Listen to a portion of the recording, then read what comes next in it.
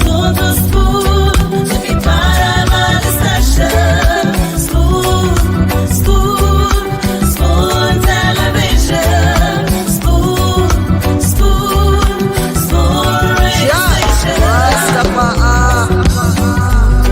Spoon gonna tell you what is happening in Liberia. Spoon gonna tell you what is happening in Monrovia. Spoon gonna tell you what is happening in Africa. Just to spoon, you will know. If the children crying for starvation, just to spoon. You want to get a news update, my brother, to spoon. You want to know what is happening in Monrovia, to spoon. Politicians want to make their decision, just to spoon. You want to know what happening in the ministry, to spoon. Yeah, to spoon. Yeah, to spoon. You from Vonjema, Maryland, to spoon. Yeah, to spoon. If you eat Cape Town, gradually, my brother, to spoon. You got a spoon TV, you got a spoon radio, to spoon. Yeah, to spoon. You wanna get a news update, to spoon. What?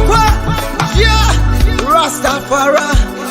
Kilibamba, kilibamba, kilibamba, kilibamba, kilibamba, kilibamba. What I want? Yes, what you about today? Spoon TV, Spoon. Yes, what you about today?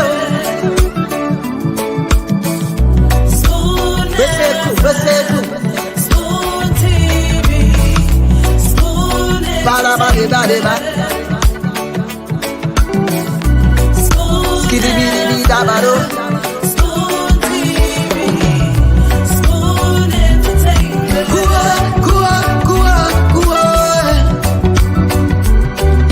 Bese kua, kudileo.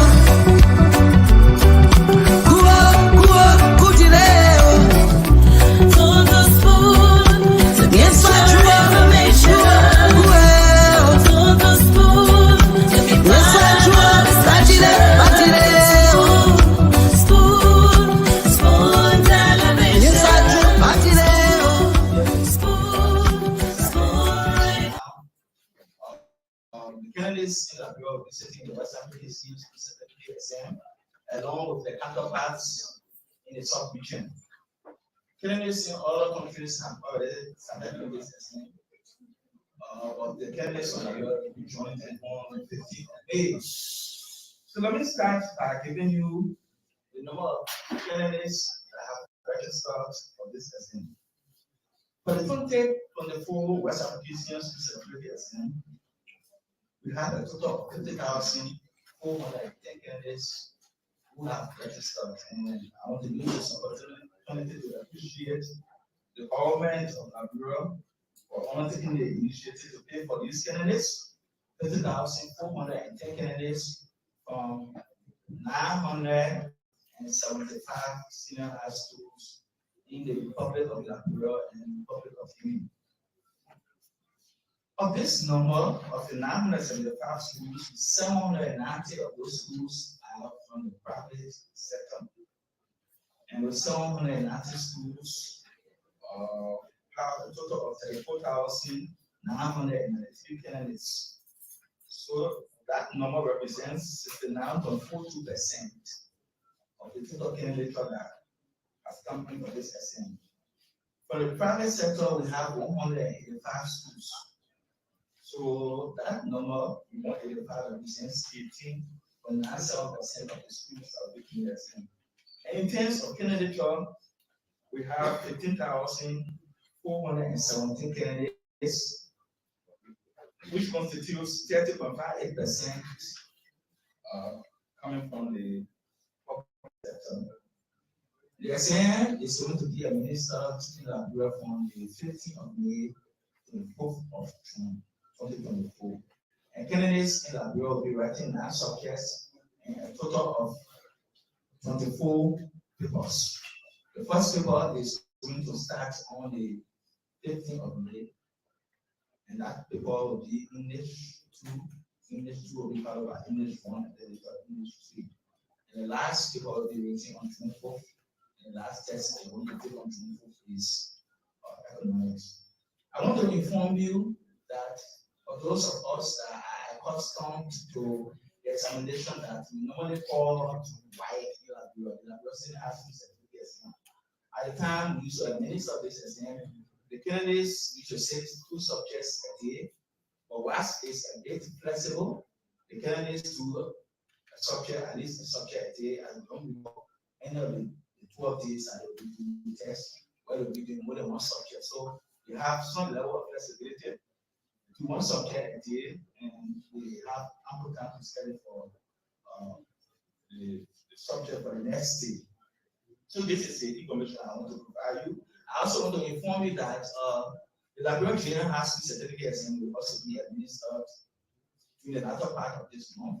Junior high students will be doing the test on the 27th and 29th May. And we're also interested to note that the government of Liberia also pays for students only in public schools. Unlike WASP, where the government pays for all students. For the junior high school certificate exam, the government only pays for students in public schools. And the statistics for that exam is as follows. We have a total of 2,050 schools that are registered candidates for this exam.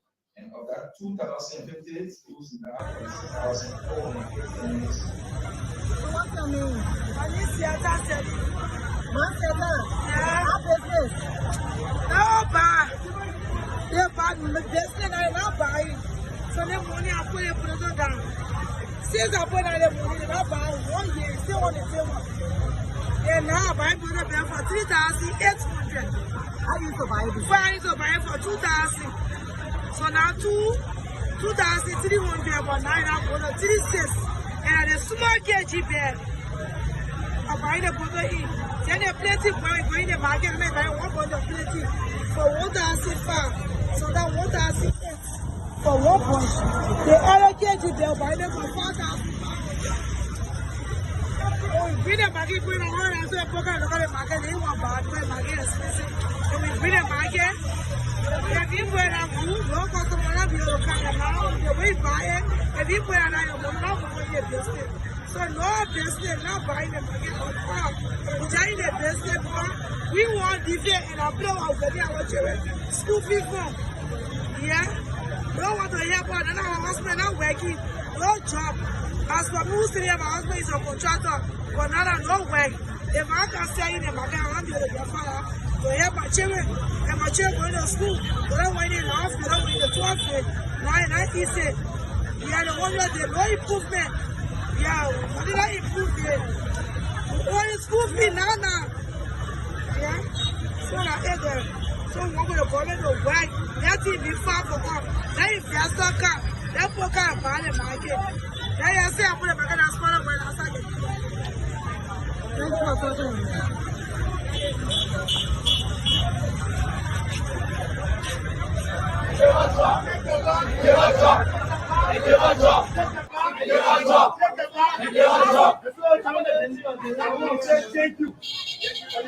Thank you so much. There is a time that you must have how to tell the people. Hello?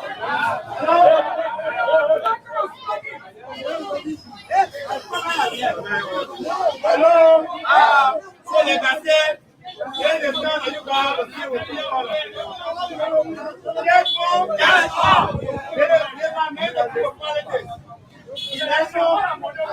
Election apart. Yes, now the never movement is about survival. It is about some of our friends going back in the community to fucking gamble and getting equal with a lot of terrible effects. So we are common to our government. We are raising all of the different international partners of the near Monrovia so they can intervene because we believe that Motorcycle is a serious source of income in this country. We that ride in this bike, we are not satisfied. But there's the only opportunity that we have. We are choosing family to be playing gamble, to carry on criminal activity. But we say no. Let's use our little motor at least to put food on our table. Some of us are high school graduates, some of us are college students, some of us are even college graduates. But then here's where we are. Some of us are applying and we show you copy of our application letter. You will believe that my brother don't have job. And so, say we can't get a job, say come and get my job for us. We choose to buy one, they don't want to buy, so we want to also by ourselves. When the police reported us, we told them that we believe that they come and have good intention for us. But no go through is a clear violation of our constitutional rights. And the Constitution gave us the freedom of movement that guarantees all our law. The police director went and used an individual called John Kenyon, knowing very well that John Kenyon is not the president of the motorcyclists. John Kenyon currently working in the Baga government at the Freeport of Monrovia. John Kenyon was given one car. He has been used. He has been used against the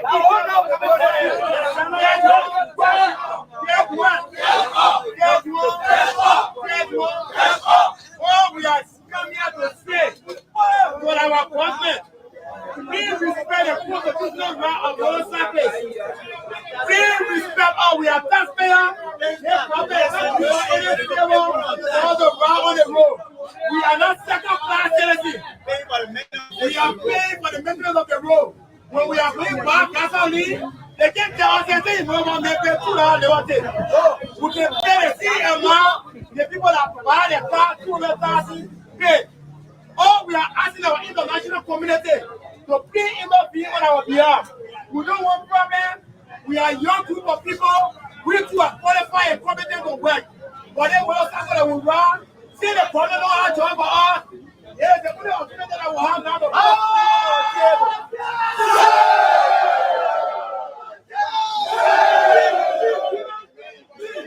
That's wrong. That's wrong. That's wrong. That's wrong. That's wrong. That's wrong. That's wrong. That's wrong. Let's so that we are a similar here. It is just a awareness that we are doing. We'll be trying the entire model of content on. Our intention is to have a peaceful gathering on Monday. The police told us that on the 15th of this month, we'll be chased out the street of common criminals. They say no go through. It is a clear attempt to violate the constitutional right of struggling by riders in this country. People who are locking jobs in NGO and in the public sector, the only way they are running is the motorcycle sector. We are asking the international community to please get involved. This is about survival. On the 13th, which is this coming Monday, it will be a national no ride out of the for all riders. That's what. That's what. That's what. That's what. That's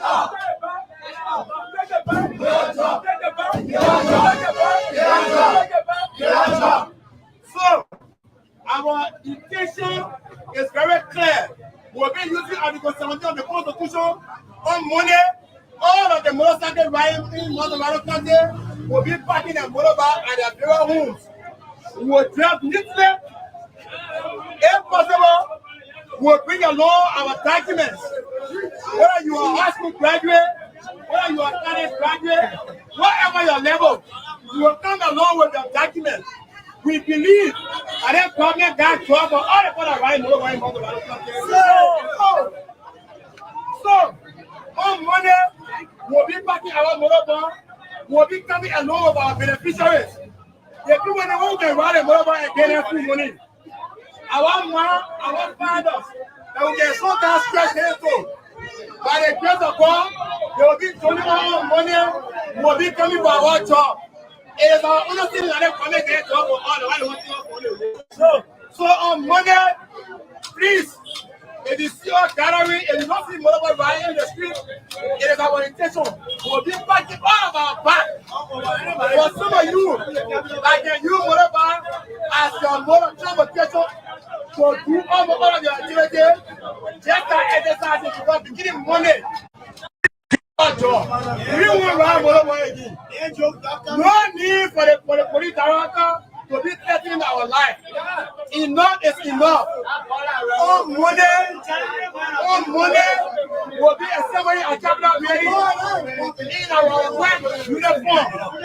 Well dressed for the president, they get a job. See, one thing is coming up around Molobo, the police director say, we are not safe. We agree with you, Mr. Police Director. We agree that we are not safe. Say you get a job for all, the job will be safe for all. We're going for our job, the capital building on Monday, and so you motorcycle, but all your motorbike, but and when we are capital building, to go and get our job. Thank you very much. So,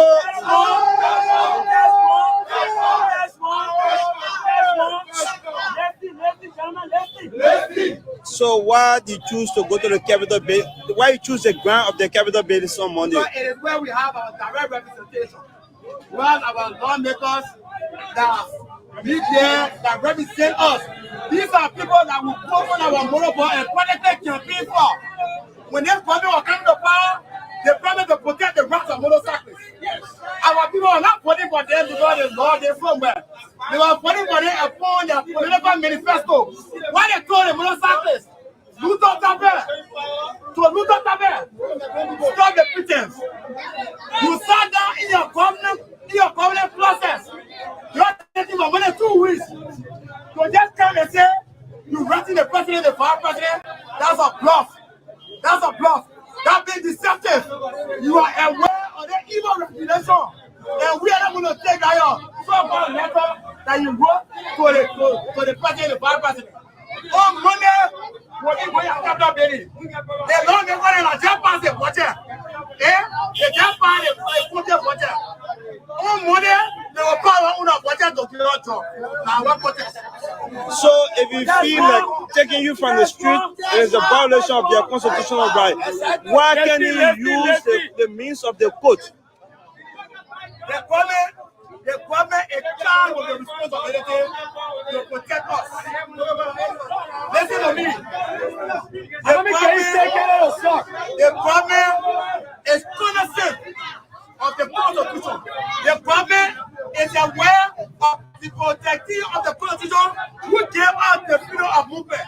The government take our taxes and buy BB cars.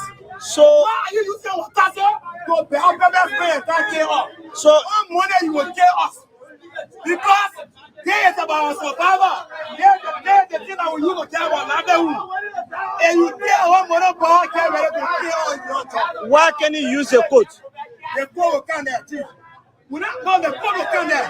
No, everybody in the court is going to obligate to protect the peace of this country. And you think the government is supposed to be the law person to violate our rights.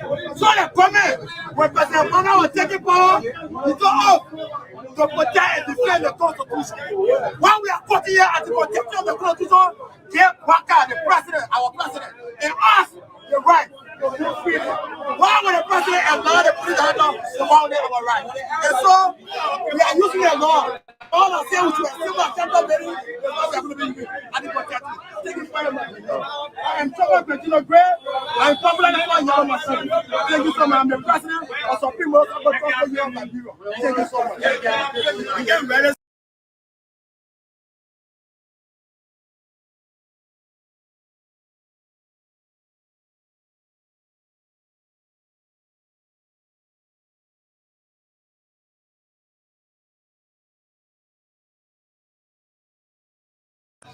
Our intention is to have a peaceful gathering on Monday. The police told us that on the 15th of this month, we will be chased out of the street of common criminals. They say no go through. It is a clear attempt to violate the constitutional right or struggling by riders in this country. People who are losing jobs in the public sector, The only way they are running is the motorcycle sector. We are asking the international community to please get involved. This is about survival. On the 13th, which is this coming Monday, it will be a national no-ride holiday for all bike riders. First one, first one, first one, first one.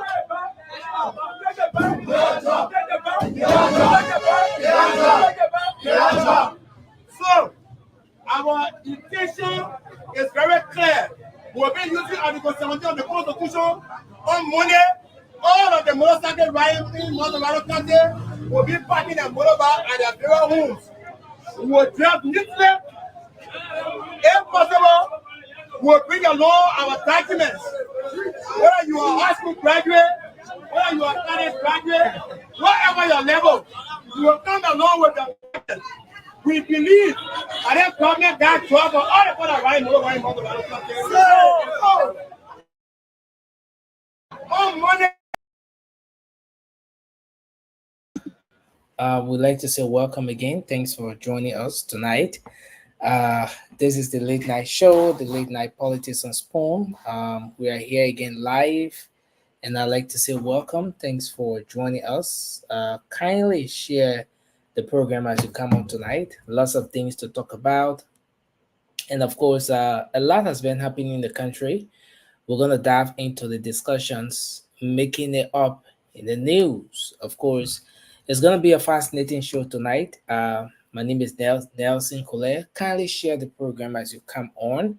As we get ready, of course, to take you through the issues of the day, the discussions, the conversations, the issues making up in the news. And of course, we will provide you the updates, giving you some of the updates yet with respect to the happenings in the country today. And two important issues we have to talk about tonight.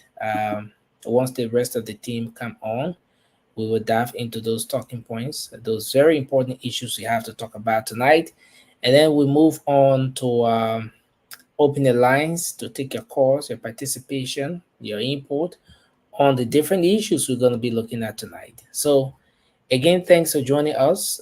Can you give me an update on the audio quality? I would appreciate it if you were to do that. Kindly let me know what the audio quality is. I'm gradually trying to set up, and I'm gradually trying to make some level of adjustments here. So you can let me know if the quality is good. Okay, Shirley says it's good. Philip Bala says it's loud and clear. Yes, thanks a lot. Thanks to all of you tonight. So we're gonna have a great show. Kindly share the program as you come on tonight, as we get ready and the rest of the team to bring you a good show tonight. But let me welcome a few of you. But a lot of issues to talk about. The two major issues we're going to look at tonight. One has to do with some of the issues. We just played the video, some of the issues that the motorcyclists are talking about. Most of you are aware that there was this notice from the Liberian National Police concerning some plans to have the motorcyclists removed from the principal streets of the country. And this is an age-old thing. This is something that lots of governments have struggled with. They've tried to put this situation under control. They Unity Party under President Sirleaf play a part. The CDC for the last 12 years play her part. For the last 6 years, rather, play her part. And of course, this Unity Party government under President Boakai is also faced with this issue. We're going to look at all the different aspects of this particular issue. And as most of you are aware, this is of public concern because so many Liberians use motorcycle as a means of transportation, as a way of getting to their respective destinations. Some of the people who even have vehicles, based on some constraints, based on the situation at hand at the time. They make use of the motorbikes. The motorcyclists have some concerns. They are voicing their concerns. They are talking about the issues that are affecting them. And of course, we will get to look at some of those issues tonight. Um, the LACC, the Liberia Anti-Corruption Commission, is raising a very serious alarm. And here on this platform, we've committed ourselves to flagging those issues as they unfold and bring you objective analysis. LACC is saying, LACC is saying, Councillor Alexandra Zoe is saying that of the 500 officials of government that have been appointed in this administration, of the 500 officials or individuals who have been appointed in government, 75, less than 100 of them have been able to declare their asset. You and I know that asset declaration is a very important issue. It's a very crucial one. In fact, that's one of the issues that even the president emphasized even before taking the oath of office. He talked about how he would declare his asset, and at some point he even said he was going to make it public. Though there were back and forth. Some say, "Oh, okay, this is not possible." But again, this is where we are. We're going to discuss those issues here tonight, and plus other issues we have to talk about. But I'd like to say welcome. Thanks for joining the show. Let me bring our sister Shirley Snare on as we welcome the folks in the comment section here tonight. Shirley, welcome. Thanks for joining us tonight. It's good to have you on. Hi, Nelson. How are you doing today? Doing good, and it's good to see you. It's good to have you on tonight. Did you enjoy your birthday? Oh yeah. Since your birthday, you've been having parties, so you've been stopping off from coming on because you've been enjoying yourself. So. No, in fact, I think on my birthday itself, we had a show. Was it the day itself or the day after? We had a show. Yeah, they said after that you've been having fun. You just been enjoying your birthday and come on, suffering from kicking out. So, I'm all about say, don't matter, man. I get a lot of information on that man, but he'll come on before I talk my own. Yeah. Okay. I'm a peacemaker, I'm just saying. Yeah, but it's good to have you on tonight. And yeah, I like us. Can you see the comments to where you are? From where you are, can you see comments? Oh, I can do it I can try on my phone to see. Okay, so let me try to welcome a few while you're trying to get it set up from your end. Okay. Yes, so from here, let me go all the way up, and then I start to come to some of the comments. Kindly share the program as you come on. We will really appreciate if you were to do that. So I see Moses Momolu. Moses Momolu, as a matter of fact, was the first to make his contribution in the comment section. Moses Momolu, thanks for joining us tonight. You said you joined us from Iowa, the USA. I see Eric McGill is here as usual. Eric, thanks for being here, man. We appreciate it. Kindly share the program, guys, to come on tonight. Eric is always here. Yeah. Hipko Kasi is here tonight as well. Hipko Kasi, one of the ardent followers of the late night show. We got to start featuring our ardent followers here. I know, for sure. And I tell you what, so many of the guys, they follow. They don't comment. They just follow. Some people follow the show on their TV, so they will just follow. They will not comment, but we appreciate every single one of you. And let me see. I see Neil Brown is watching as well. Thanks for joining us. Xavier A. Howard is joining us from where?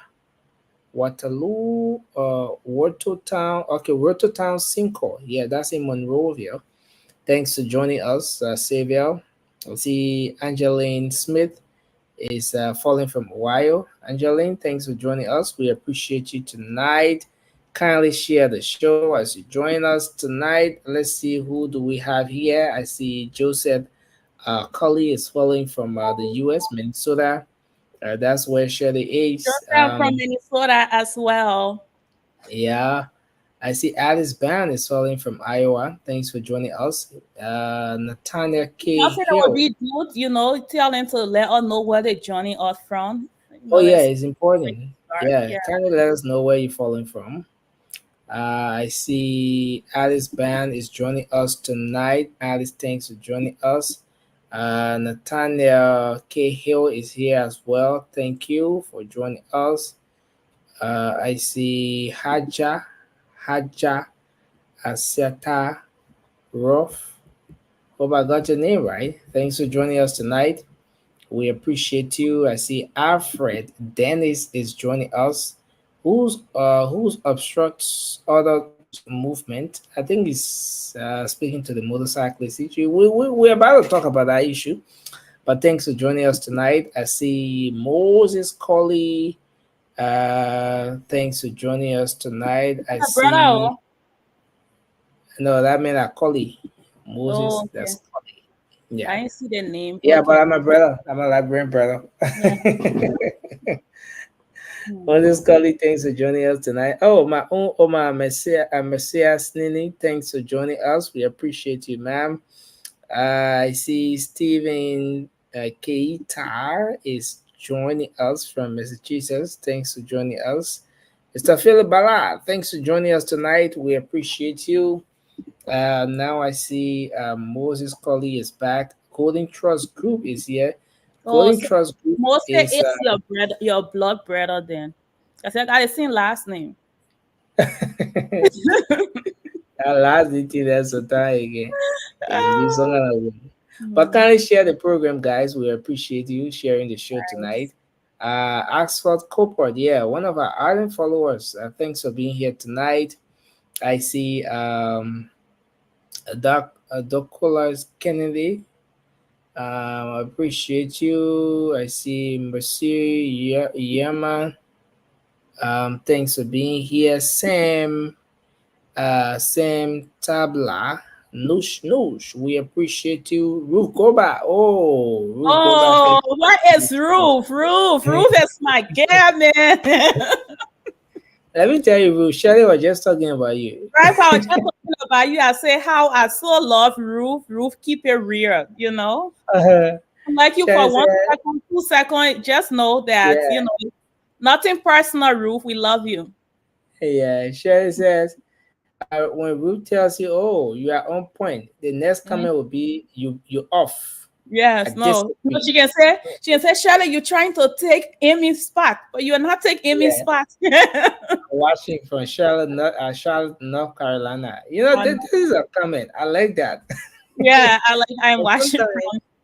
And sometimes America. She make sure she say America. Oh, don't get it wrong. I'm watching from America, Charlotte, North Carolina. North Carolina. And so I'm always very specific pricing. She knows how to be specific. Love it. Yeah. Sometimes I'm wondering as to whether she copies the comment and keep pasting it and just edit and paste it. Edit and paste.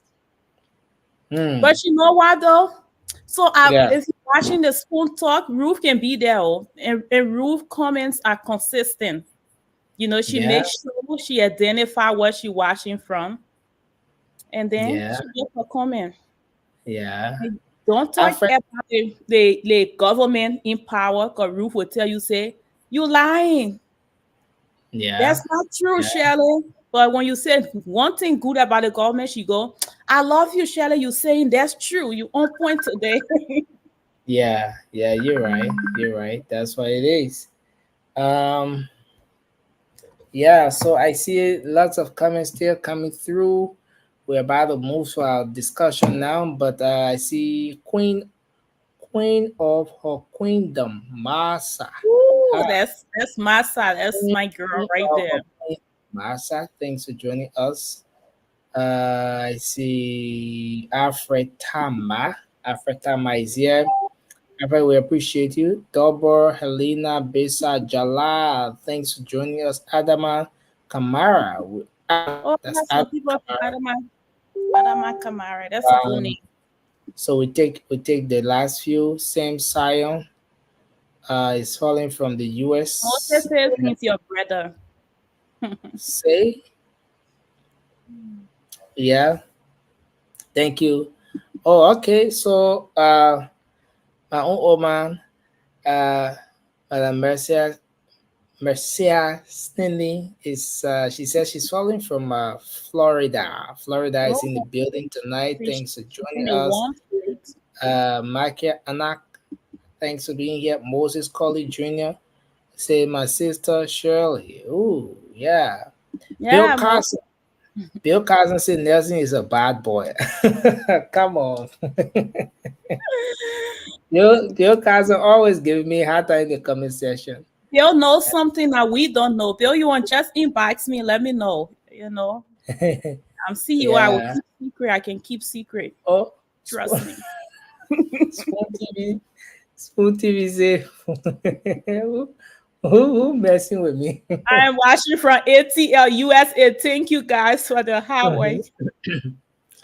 Thank you, yeah. Thank you, Spoon TV. Spoon TV watching all and all. I mean, and we are on Spoon TV. This is interesting. Yeah. Jefferson Lake, one of our guys we haven't heard from in a while. Jefferson Lake, thanks for being here tonight, man. And we appreciate everyone for joining us. We're gonna have a great show tonight, great conversation. And yeah. Philip, tell him, man. Bill Carson always giving me hell in the comment section. Bill Carson. Nelson, I have an idea. Make sure you keep everybody at the back and just have just me on tonight. So that way, you're not going to cut me off and all of that good thing.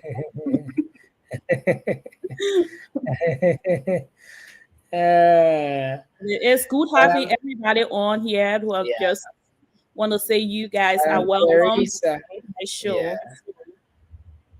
Yeah. So, Madam Teresa Fatoma, thank you. We appreciate you for always following the show. Madam Mariah Sando Yunatu. The new by you forget what it is. Thank you for being here tonight, man. We appreciate you. So I take the last two and then we move on now to start the show.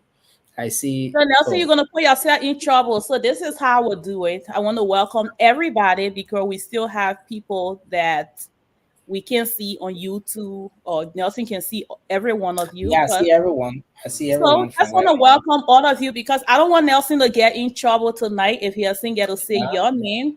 So you all are welcomed. It is because of all of you that we get to come here every day.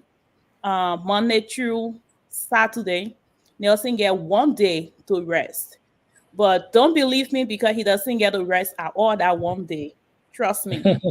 He'll be somewhere doing something, and something that has to do with something that he absolutely loves to do, and that is to make sure that he is giving the Liberian people all the best information. So if you need the right information, on Spoon, you get it from here. But the midnight show, we want to welcome all of you. Please do share. I think we have over 100 of you watching. So if all 100 of you can share the program, we're going to have 200, and those other 100 plus can share as well. And here we go. So that's it. Yeah. So thanks to everyone for being here tonight. And Nelson, I'm sorry. See, Jefferson want to start politics tonight on me, right? He trying to be like Ruth. So Shade, so you finally taking Amy place. I can't take Amy place. Amy is unique, and I'm unique in my own way. So there is no way that I can take her place, and she cannot take my place as well. So, yeah. Yeah. Okay, so I think we can start the show now. A lot has been happening in the country, and we again want to say thanks to everyone for joining us tonight. But Shirley, you want to tell us just what's on your mind just before we move into our actual discussion tonight? So what's on my mind is the shortage of gas in our country. And that actually brings me to the protests for the motorcyclists, because I mean, like, fix it. There is no gas in the country and people need to get back and forth to work in school. I don't know how we expect them to if the motorcyclists are not functioning in, in their capacity to be able to carry those people back and forth to work in school. So I really sat with them today on their protests, to make sure that first they have the opportunity to feed their family, and also to make sure that Liberian can get back and forth to work in school, especially those that cannot afford gas. Even if they can afford it, there is no gas.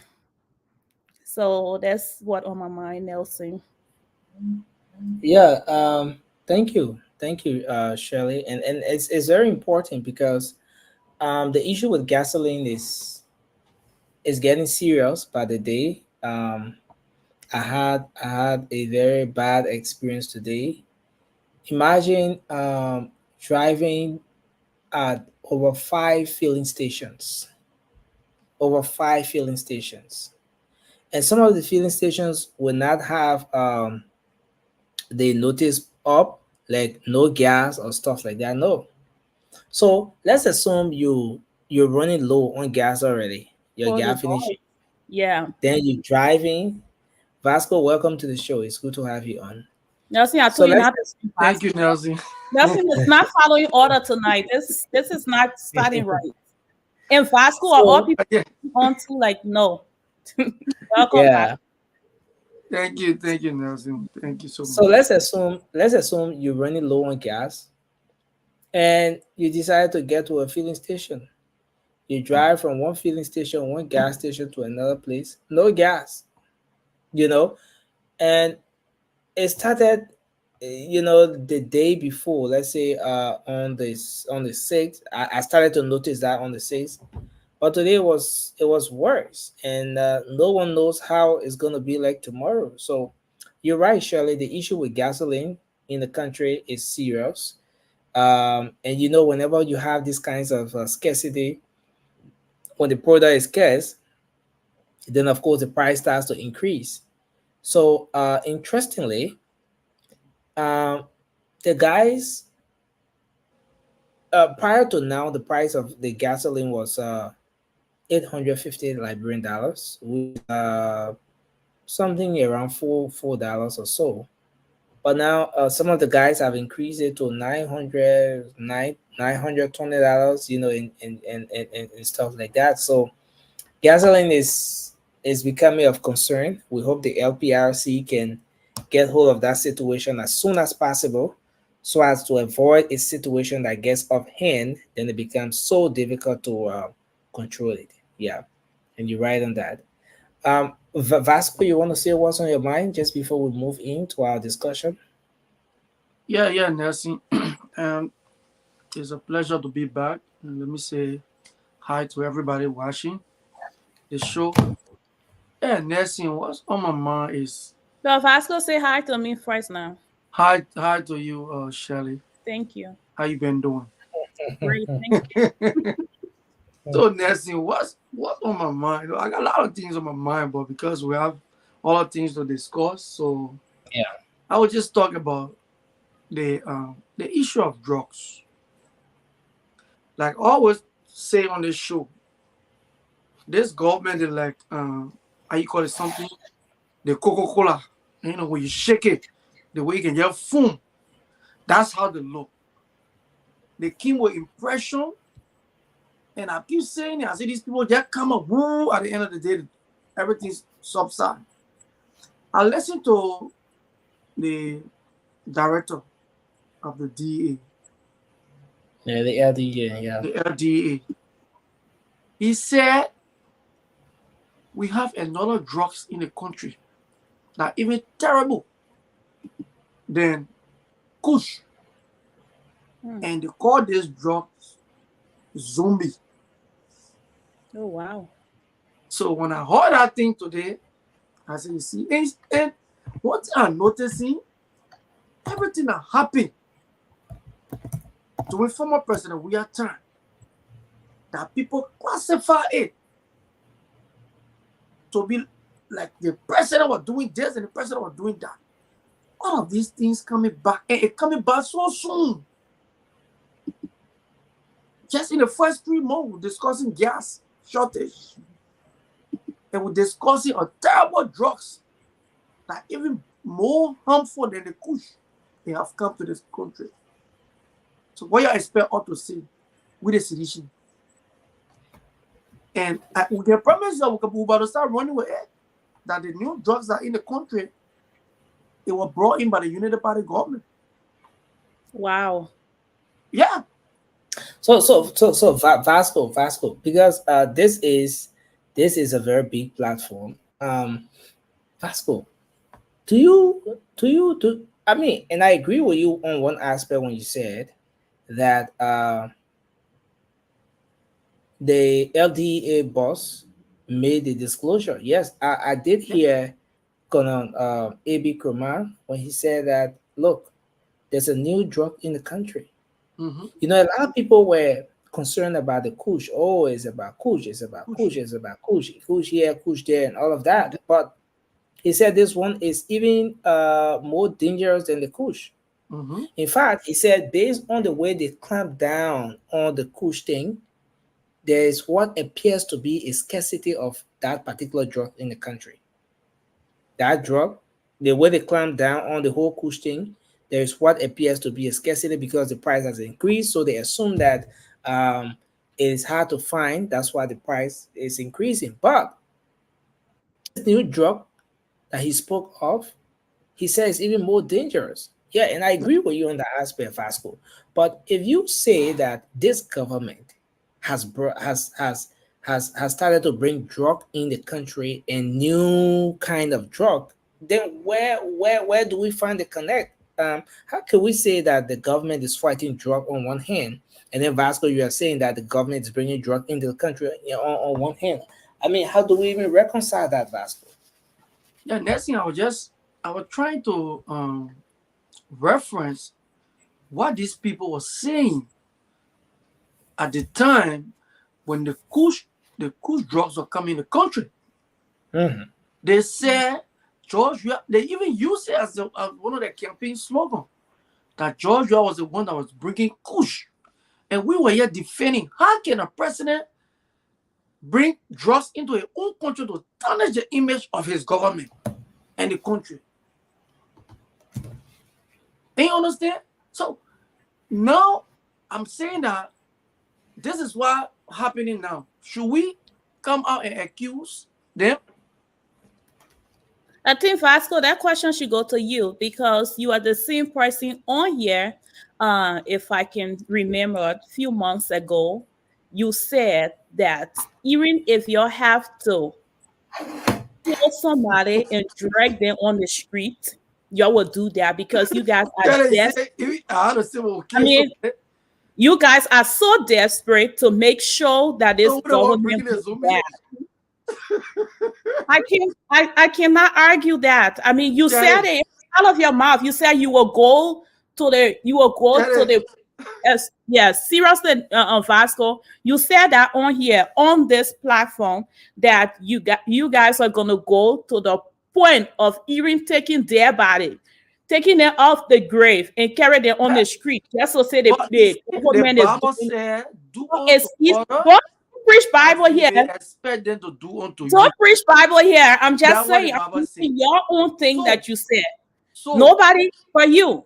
If you are taking their body from I won't be surprised to know that everything you guys are planting it in a way where the government can look bad. No. And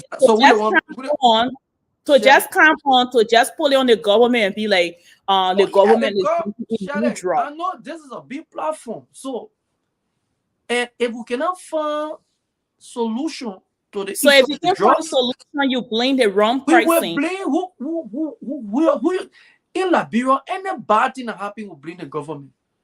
Oh, Every wow. bad thing that happened And under if the you CDC plan it, you administration, blame the government. the Because government remember, was when you blamed. say you are going to plan the bad things, you're going to frame the bad thing, you are going to make sure that the government look bad. So it's working. Keep doing it. The But you know, problem- there's something called 99 day for raw, 1 day for master. Charlie, the same thing. No, you see the God we are serving. God don't like ugly. Okay. God don't like it. We were saying this thing.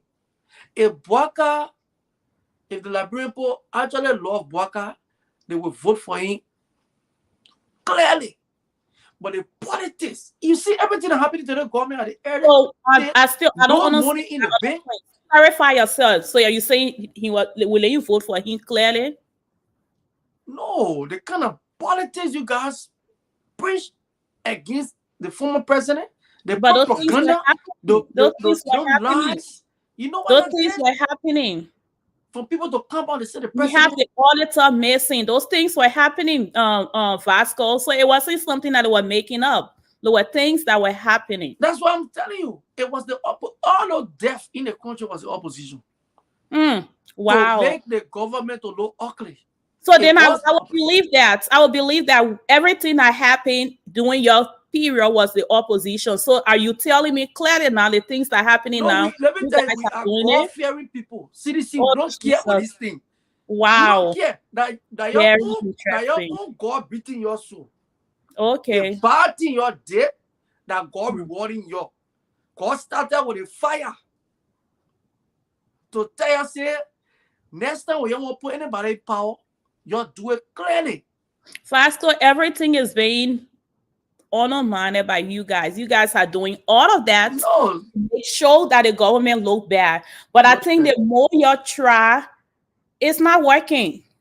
It's just not working because you're not doing it to the government. You're doing it to the Liberian people. No, so then the question is, where is your loyalty? Do you love the Liberian people or you want the government to look bad? Is that what you are interested in doing? We love the Liberian people. It's not working. We love the Liberian people. Are you going to say you love Liberia and come here and say, oh, there is a terrible drought right now, but yet the government or the president, we're going to blame it on the president. What is your loyalty to the Liberian people? But I don't see that. When drugs is coming into the country, who should we blame? The government, right? Really good question. Who should you blame? Why are you blaming the government? Who blame the government? Because the government is the one that provides security. When we were telling you here that Liberia, the border you were in power for 6 years, the entry point to Liberia, just Ima. I'm having a headache from the back. As seriously as Vasco talking Tabata, bro. I just needed to remind him he was on here the past months and he said that they were going to go to the extent where they will take out their body from the ground and yeah, I remember. Don't play the recording. Just to make sure. We don't need to play recording. Just I can bring the recording.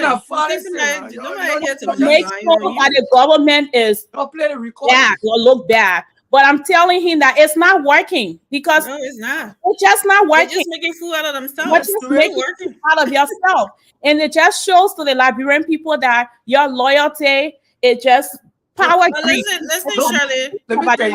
Remember, when Fina Bono and them brought those drugs in. Yes, a couple of months back, and they were calling it tea. Yeah, and we told them those drugs were bad than even the kush. Remember when we was on here was saying yes, that's exactly what's going on. I'm pretty sure those are the drugs now. Yes. And he's coming here talking about look, government brings look, Vasco, stop embarrassing yourself every time. Yes, seriously, Vasco. That means saying it or like AB Kroma. Like you. AB Kroman is not say government bring drugs in. That you have. The difference with you guys, the difference with you, listen, the difference with Judge we are government and this government is this government is fighting drugs. Judge we are government wasn't doing anything. They were bringing it in. They were getting caught with it. They were on recalling. What are you talking about? Prove one recalling. Give one scenario that you seen a government official or the DEA telling somebody to bring their hot stuff, bring their hot substance. Let's go carry something. Prove one recalling. None. Oh, you somebody just get up and you make up how can you tell me that you fighting drugs when we just This discover government is fighting drugs. That's the another difference. terrible drugs in the country that even That's the drug from the one you're dangerous bringing. They than want the in the kush. country. Yeah. What? Once you So tell them, now we don't want bringing the drugs. Good. Shirley, you got this, right? Good. Yeah. Well, No. sorry, can go ahead. Fast, let the people then introduce yourself. Stop talking Tabata here. But Let's you move see, on. you ain't give me a chance to end. You finish ending. I was Okay, making go what's ahead. You on got your 2 minutes. mind. I was doing my what's on your mind. You already And said then get enough. Joe inside. I did not. I allow you to end, so don't try. What's on my mind? I allow you to Okay, end. you go ahead. What's on your mind, Vasco? Go ahead, say it. You already said what We was already know that the government they went somewhere and they funded and they brought it into the country. Okay, let me just People are saying conclude. this, so you saying it now. You're a follower. We know. Conclude. Let me Conclude. conclude. So my Liberian people, there is another terrible drugs that have entered the country. Okay, amen. People already know it been there. And the LDA boss announced it today. Amen. So I just want to bring that to your attention that the country is not you just don't let me get safe when it comes to drugs trafficking. Because we are experiencing one of the worst drug situations right now in Liberia. The one that we have never experienced before. Never ever experienced before that. It was because I never said the drugs that came in. The drugs were there. no. So go listen good before you come read the message, okay? Okay, it was there. Go listen well and come read the message. So the drugs were there before. The tea leaf, your Brian. The tea leaf. Remember the tea leaves? I think that Bono Brian. That's the tea leaves I want to market right now. Look at the drug name. CDC don't listen to this. You didn't part of brain zombie.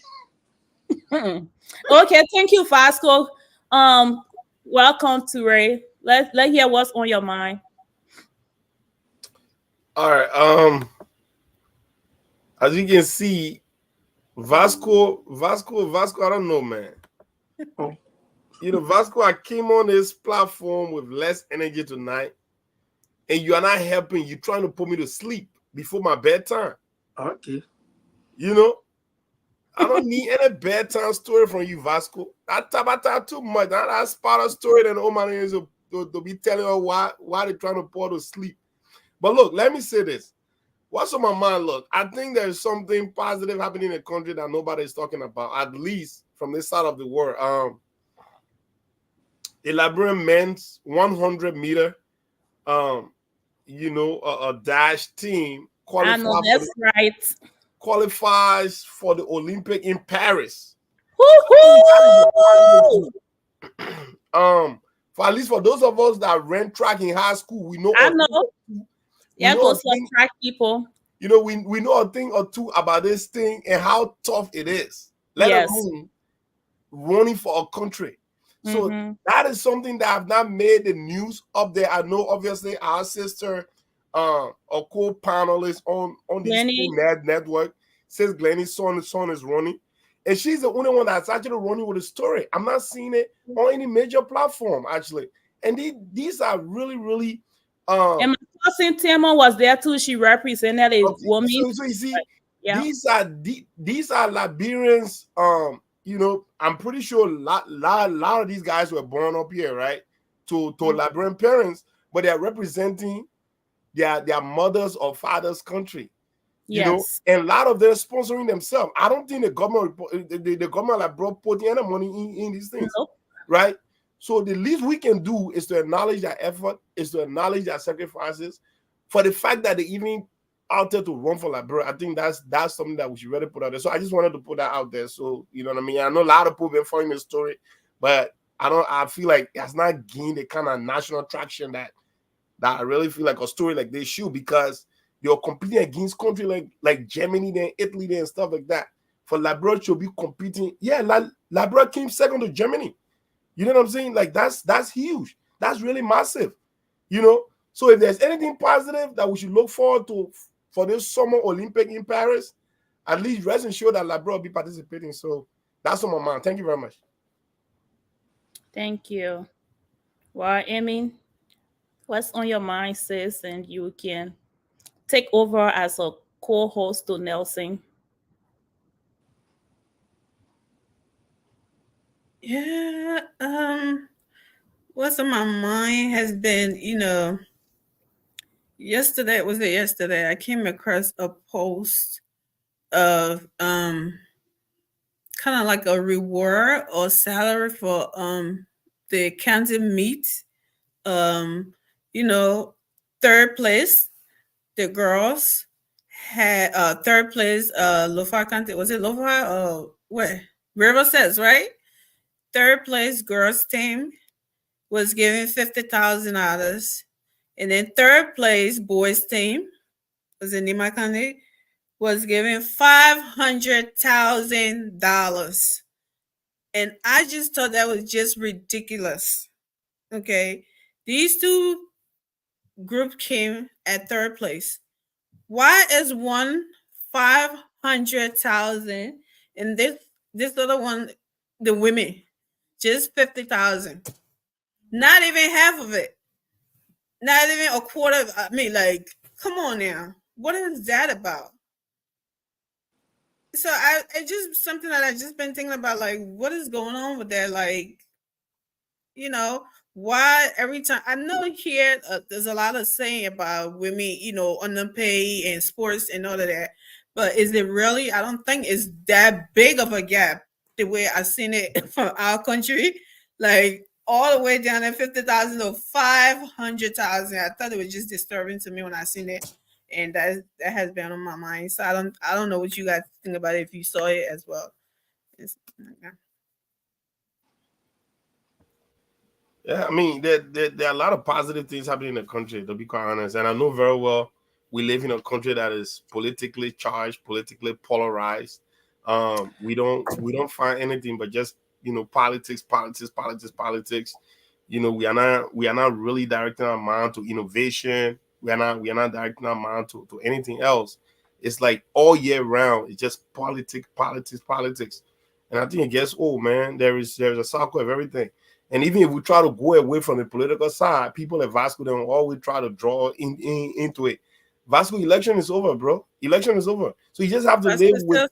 He can't believe it to read that. Right. So all you have to do now, Vasco, I'm being very, very serious about this, bro. For real. Mm-hmm. All you have to do now is to actually try to prep yourself up, gain more traction for 2029. Right? That's what you can do. But all of the bickering and all these little falsehood and trying to very sure that I will leave politics. No, I'm not telling you to leave politics, though, but I'm telling you nothing better happening in the country. So what do you want to put you on the discourse? So guys, you're muted. So guys, I was gonna say nobody let's try to face our actual talking points tonight. Welcome to Ray, and thank you, brother. I'm in a little situation now trying to handle, but that's okay. And it's a good thing that we're here. We can always talk about the happiness. Vasco will talk about the negative, and yes, others will try to be objective. That's where we are. That's the beauty of democracy.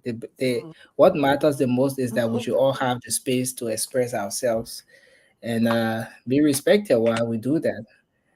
Vasco enjoys taking the opposite side of the discourse as an opposition guy.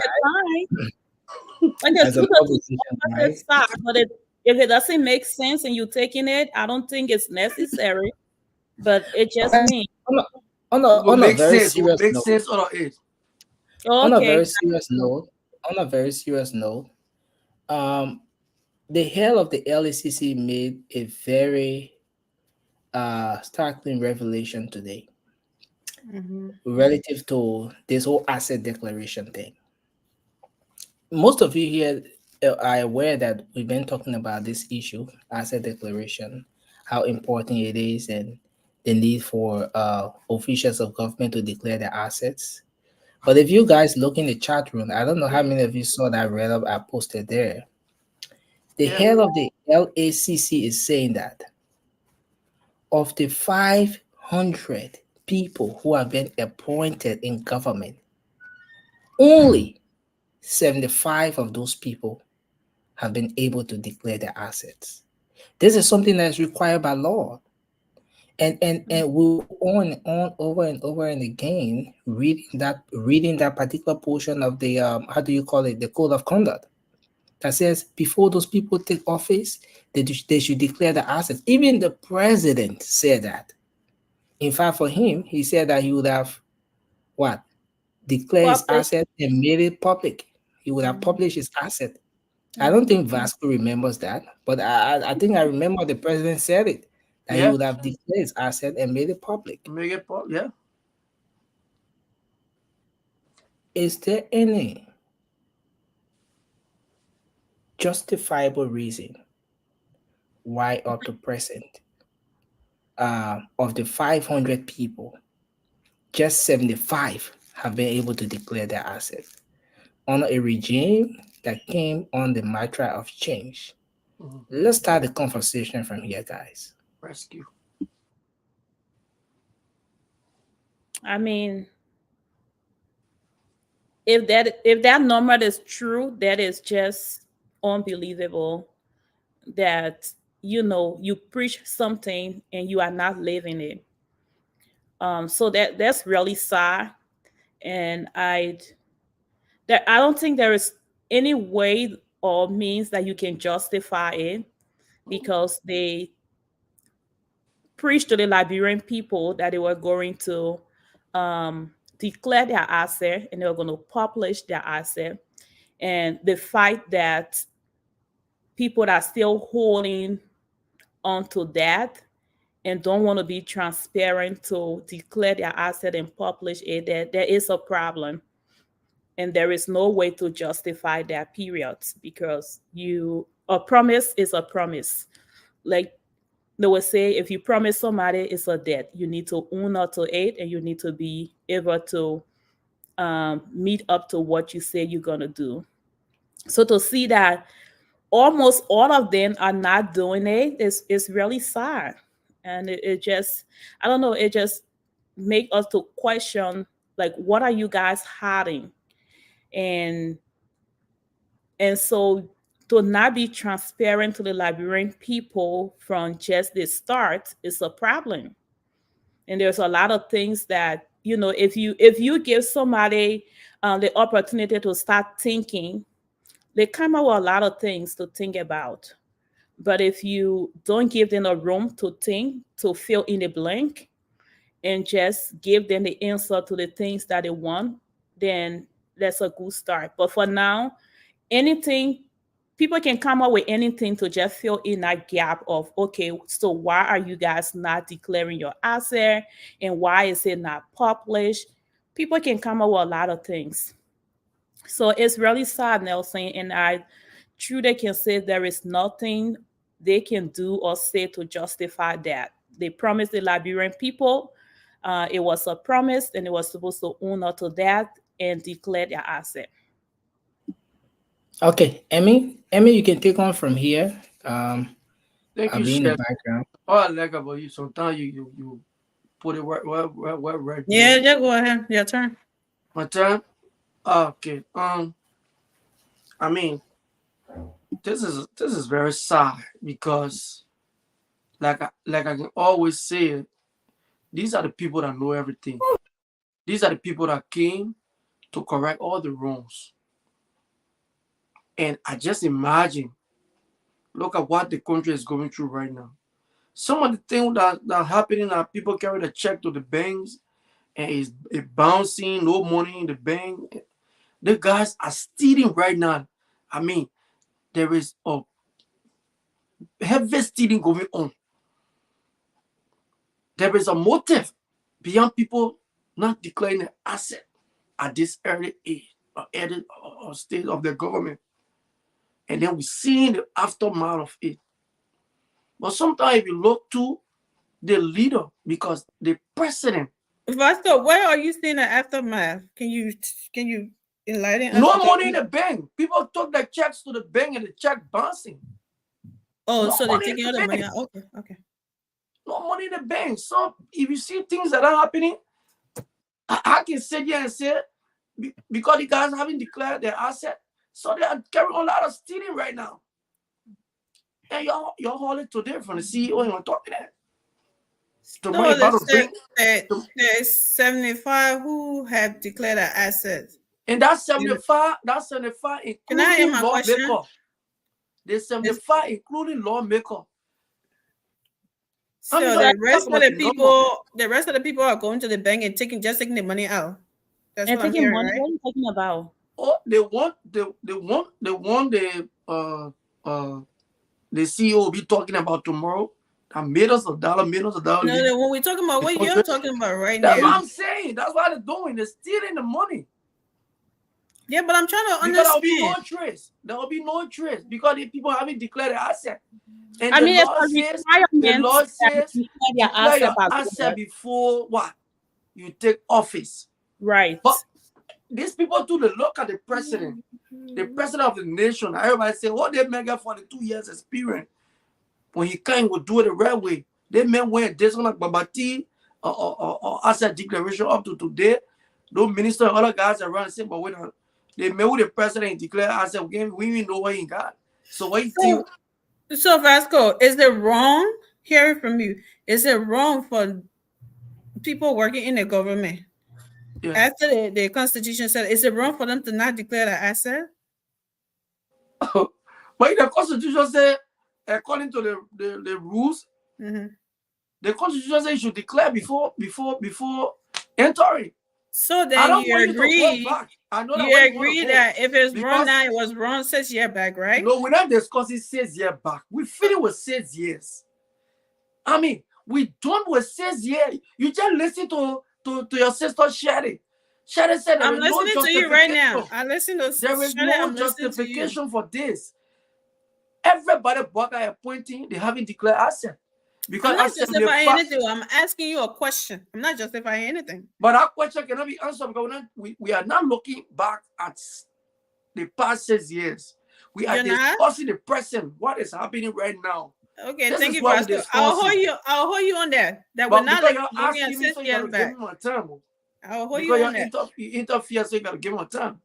Go ahead. Okay. So I mean, this is bad. We will urge them to go out there and declare the asset.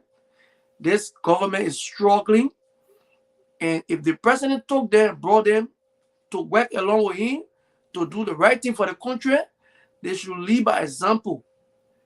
Because I can feel that this government, they're going to struggle. This is not the Unity Party government of Manasseh Lee. But how many million? You see now, the finance minister, he's sick. Because that thing way back, anytime we're telling us, anytime like a trusteeship, money was coming from everywhere.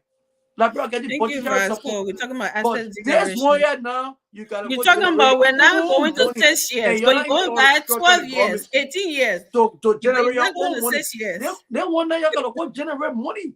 So you're talking about for them from the sky. He know anything about government. Do you know what 6 years? There was no budget shortfall. Now you're talking about 6 years. You are not talking about 6 years when I ask you a question, but you're talking about 6 years now. Thank you. Go ahead. People keep the power, they take pay you.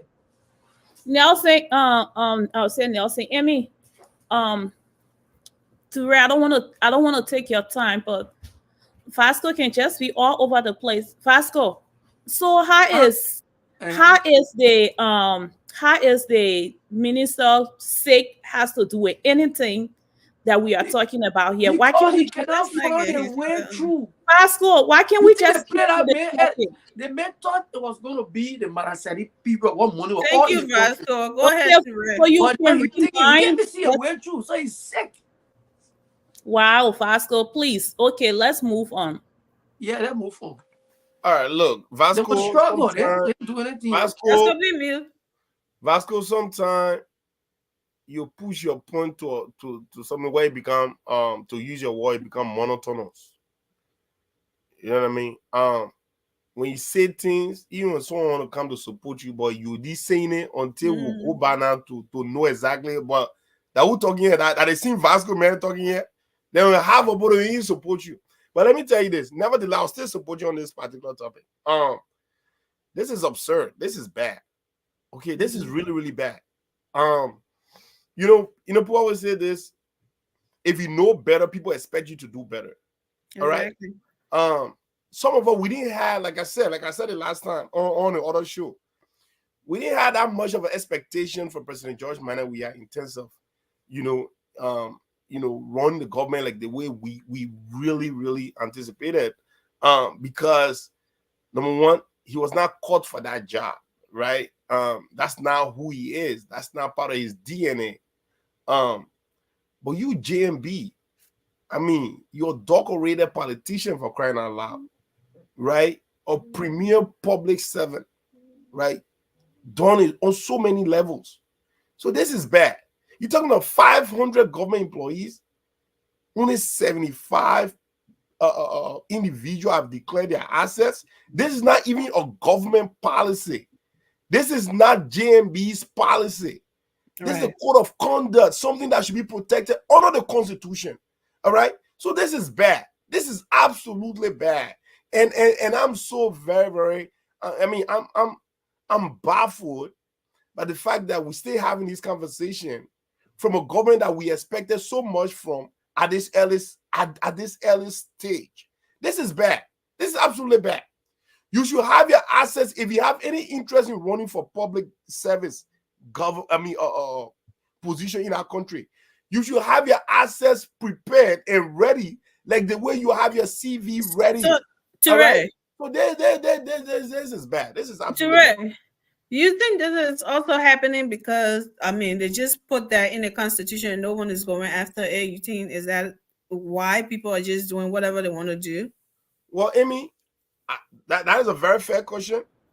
But whatever is mandated by the Constitution, if it passes today, tomorrow people should start abiding by it. All right? But it should be something too, right? They should have it implemented too, right? They should have people like agencies that are looking after that, right? Well, any constitutional minded individual, or at least a country that respects rules and regulations and laws, whatever passes, if a law passes and signed, stamped by the book today, by tomorrow morning, not even tomorrow morning, immediately people should start abiding by it. All right? Exactly. That's what it is. Interestingly, right? And that's a very great point to read, because interestingly, the very code of conduct that talks about this thing, and that's where Ami's question came from. The very code of conduct in terms of penalties, who prosecutes, and all of that. The code of conduct talks about the office of the ombudsman. It is the ombudsman who is supposed to prosecute, for example, officials of government who fail to live up to what the provisions of the code of conduct is for them. Where they fall short, the ombudsman should be in that role to prosecute them. Exactly. But again, the office is yet to be established. Just the other day, the folks went for their confirmation hearing, and the hearing went on, but at the point where they talk about their salary, what they projected, some 10,000 each for each of the TV councillors to be paid per month, Senator DeLone and the other senators then postponed the hearing until they come back, until after their break. So the office of the ombudsman is yet to be set up.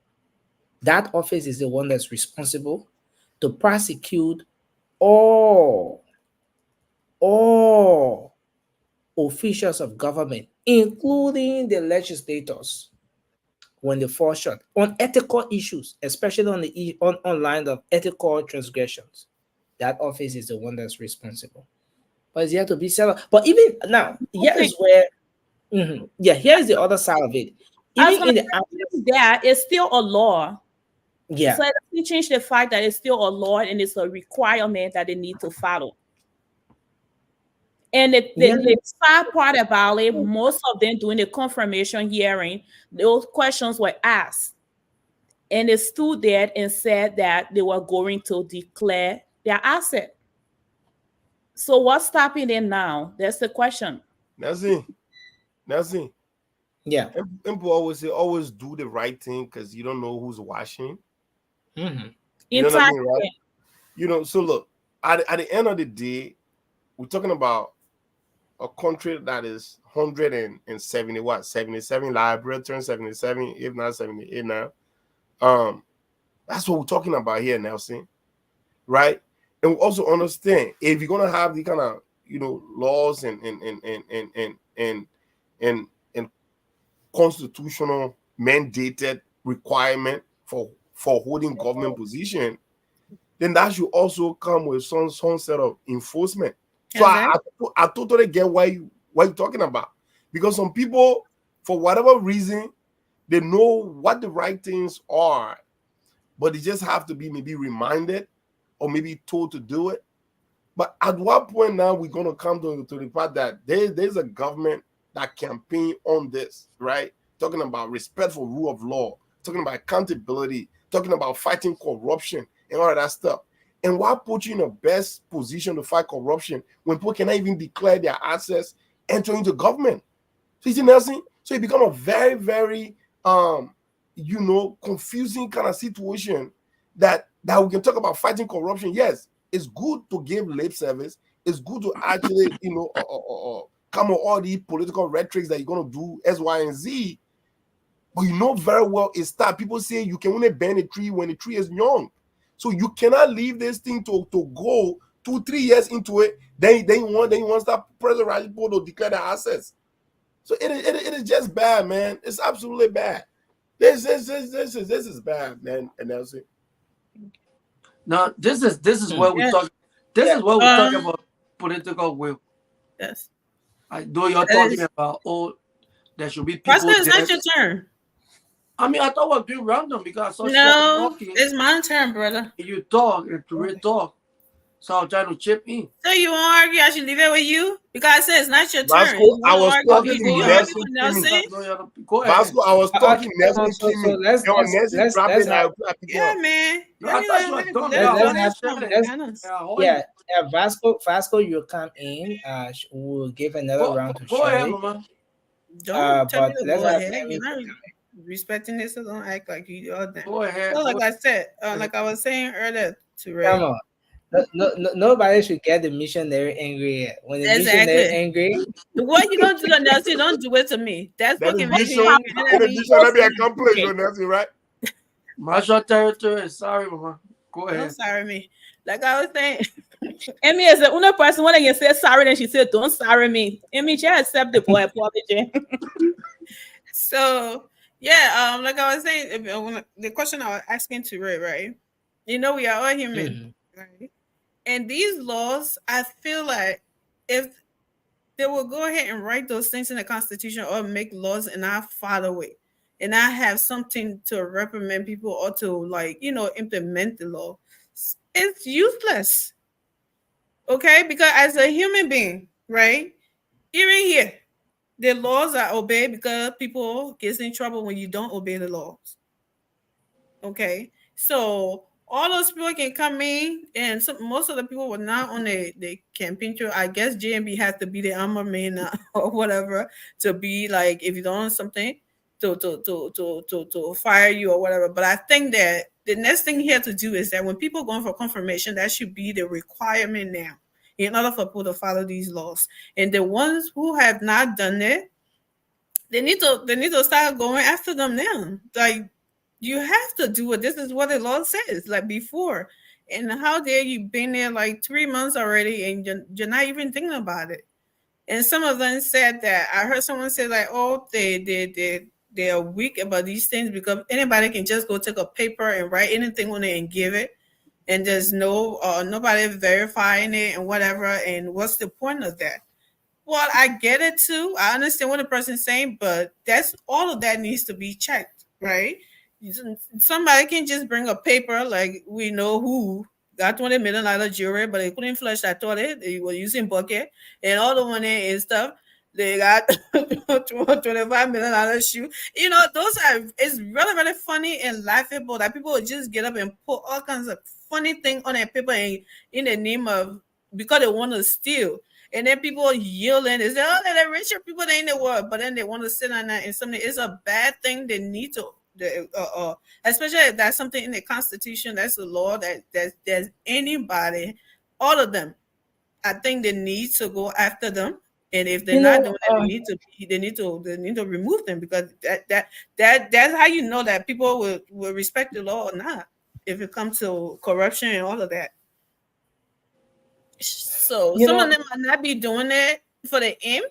I can't sit here and say, oh, maybe they're doing it because they want to steal. But if you're not doing it at all, then you leave room for speculations, right? You leave room for people to interpret. People at Vasco then come and say, you're not run to the bank and took all the money out already because you ain't declare your assets and stuff.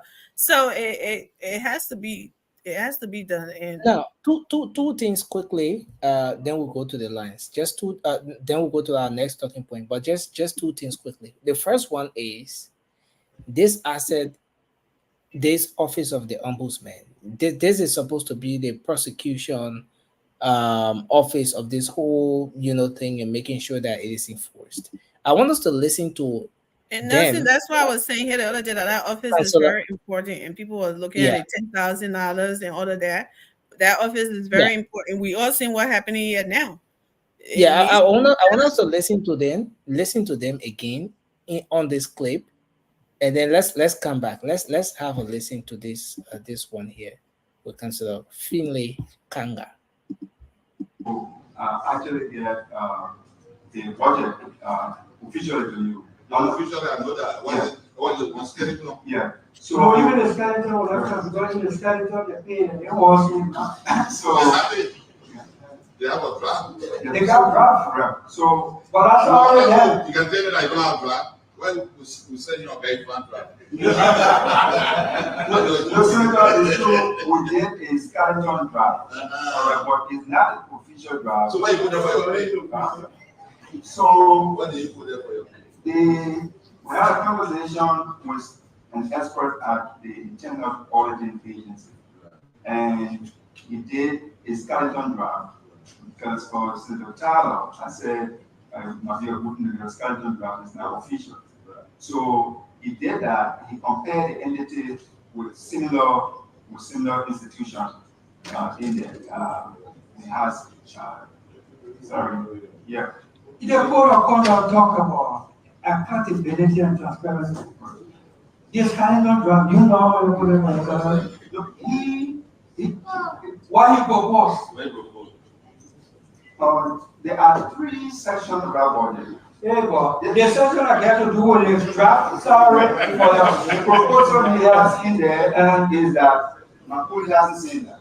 So the proposal he has in there is it's like $10,000 per month, each of you. Per month. Each of you. If you want more for that, share how to call it. And this is interesting.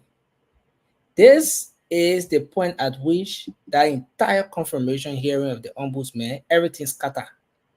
And the senator said, look, you gotta go.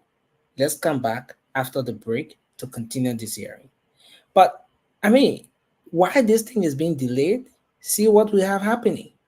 People are already serving government when without declaring their assets. When Liberians should know exactly by this time, at about this time, how much those people are entering into government with. It's been over 3 months. Mm-hmm. But again, let's look at the amount. Is it worth it? $10,000 for the office of the ombudsman, because three councillors were seated right there. The person in the middle speaking is the chairman of the office of the ombudsman, Councillor Kanga. At the far at his left is Councillor, that's Anthony Edmona Tape, and you have Councillor Lami Pagwa. So these 3 individuals, if that thing is approved, that draft you're talking about, if it is approved, you'll be talking about 30,000 for each of those top officials, not to talk about the other people in that particular office, because it's like asset recovery team, you have so many people there, but the 3 who were seated there were just the ones who are the faces of the process. Is it worth it? that we're gonna be spending 30,000 monthly just on the three top officials to get this asset declaration thing going on, or the code of conduct being adhered to. So let make a round on this one. Yeah. Yeah, Emmy, you want to go first? You can go.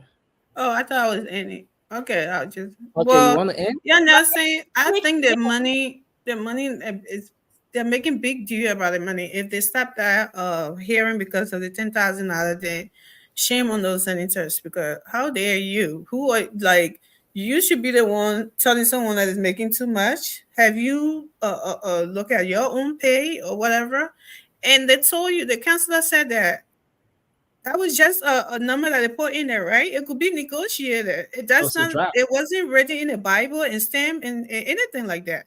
So for them to stop the hearing because of that, I just can't wrap my head around it. And this is like, I think if the country had that money, or they could get it from somebody, I think I see it as worth it, because of, like I said the last time, the office is where they're going, and it's like they're gonna be babysitters. Basically, that's what it will be, right? Because look at these people, they know the law. They're going to be generating revenue. Is there anything here that's going to bring in revenue? If we are spending, well, if they're stopping corruption, they're going after some, yeah. So if these people would have to be going after grown men and women who know what to do, what the law says they're supposed to be doing it, but someone has to be running after you, like the babysitting you. That's just, I think it's maybe not the $10,000, but I mean, they should look into it and negotiate with them while they're trying to stop it. We're just calling the babysitting squad. That's what it is to me. Shirley, let's hear you, Shirley. Enough. They should be doing. They should know better. They should be doing what the law says. Okay, but Emmy, in all fairness, do you think? I'm coming just before I come back. I come to you, Shirley. I mean, in all fairness, do you think we really need this office to have officials of government doing their job the way they're supposed to do it? Yes, you do. Because can't you see now we're sitting here talking about people not declaring their assets, right? When that is the law, when that's something they know they're supposed to do. Human beings are just human beings, okay? Then librarian men, it's just worse. If you're not putting, like my mom was putting fire on their backs, like turtle, they will not walk. So you have to have somebody there that really, they will be doing, singing, all kinds of songs. I mean, they may not like it, but I mean, as time goes on, they'll get used to it. But if you just leave these people and say, let's do it on your own, we all saying it. It's not happening. Emmy, this is serious. Okay, so let's assume 500 people, just 75. Only 75 are be able to declare. Okay, so let's assume this office is set up and the number increases. At the moment, the LECC is saying that the asset declaration is moving at a slow pace. People dragging their feet. In fact, they're giving a deadline of June 16 or so to be able to do this. So let's assume this office is set up and everything starts to move at a very fast pace. You know, more people declaring assets. What does this country stand to benefit here? The rule does it match what we're going to be spending? People respecting the rule of law is a big thing in your country, Nelson. Maybe we don't see it as something big or something, but that's the start of development. That's the start of people doing the right thing alone, right? And I'm pretty sure asset declaration is not the only thing these people are going to be going after. Correct me if I'm wrong. I'm pretty sure that's not the only thing. No, not only. In fact, it was during the conversation when they said, even the lawmakers, when it gets to that point, the lawmakers will have to sign in when they go to work and when they leave work, because the law says that officials of government should go to work 8 o'clock and leave from there 5 p.m. Do they? So there the senators got mad. Do they go to work at that time? No, they don't. They're stealing time. They go to lunch and not go back to work. That's stealing time from the Liberian people. So all of that they will help stop all of that, and that's saving money right there, Nelson. So it's important, I think. Thank you. Shirley, you want to go ahead? Sorry, welcome to the show. I mean, it's so clear that the lawmakers are afraid, or just don't want the counselor to be making more money than them. You know, $10,000. They're like, what? You're gonna be making $10,000 for what? On what ground? And they're also holding back because they know what they're doing. They just want to do whatever they want to do on the Liberian people watch, and they get paid for doing nothing or little or nothing. So they got people that are gonna be holding it accountable, like Amy said, like, you know, like a little child, which the Liberian people voted for you to do their work and advocate on their behalf. But then your focus is to get yourself rich and to make sure that you are doing nothing for them. You are not passing any law. You're not advocating for them. You go to work anytime you want to. You take break anytime you want to take break. Come on now. You know, you don't have any integrity right now. So then you have your grown-up people, you're gonna have somebody that's gonna hold you accountable.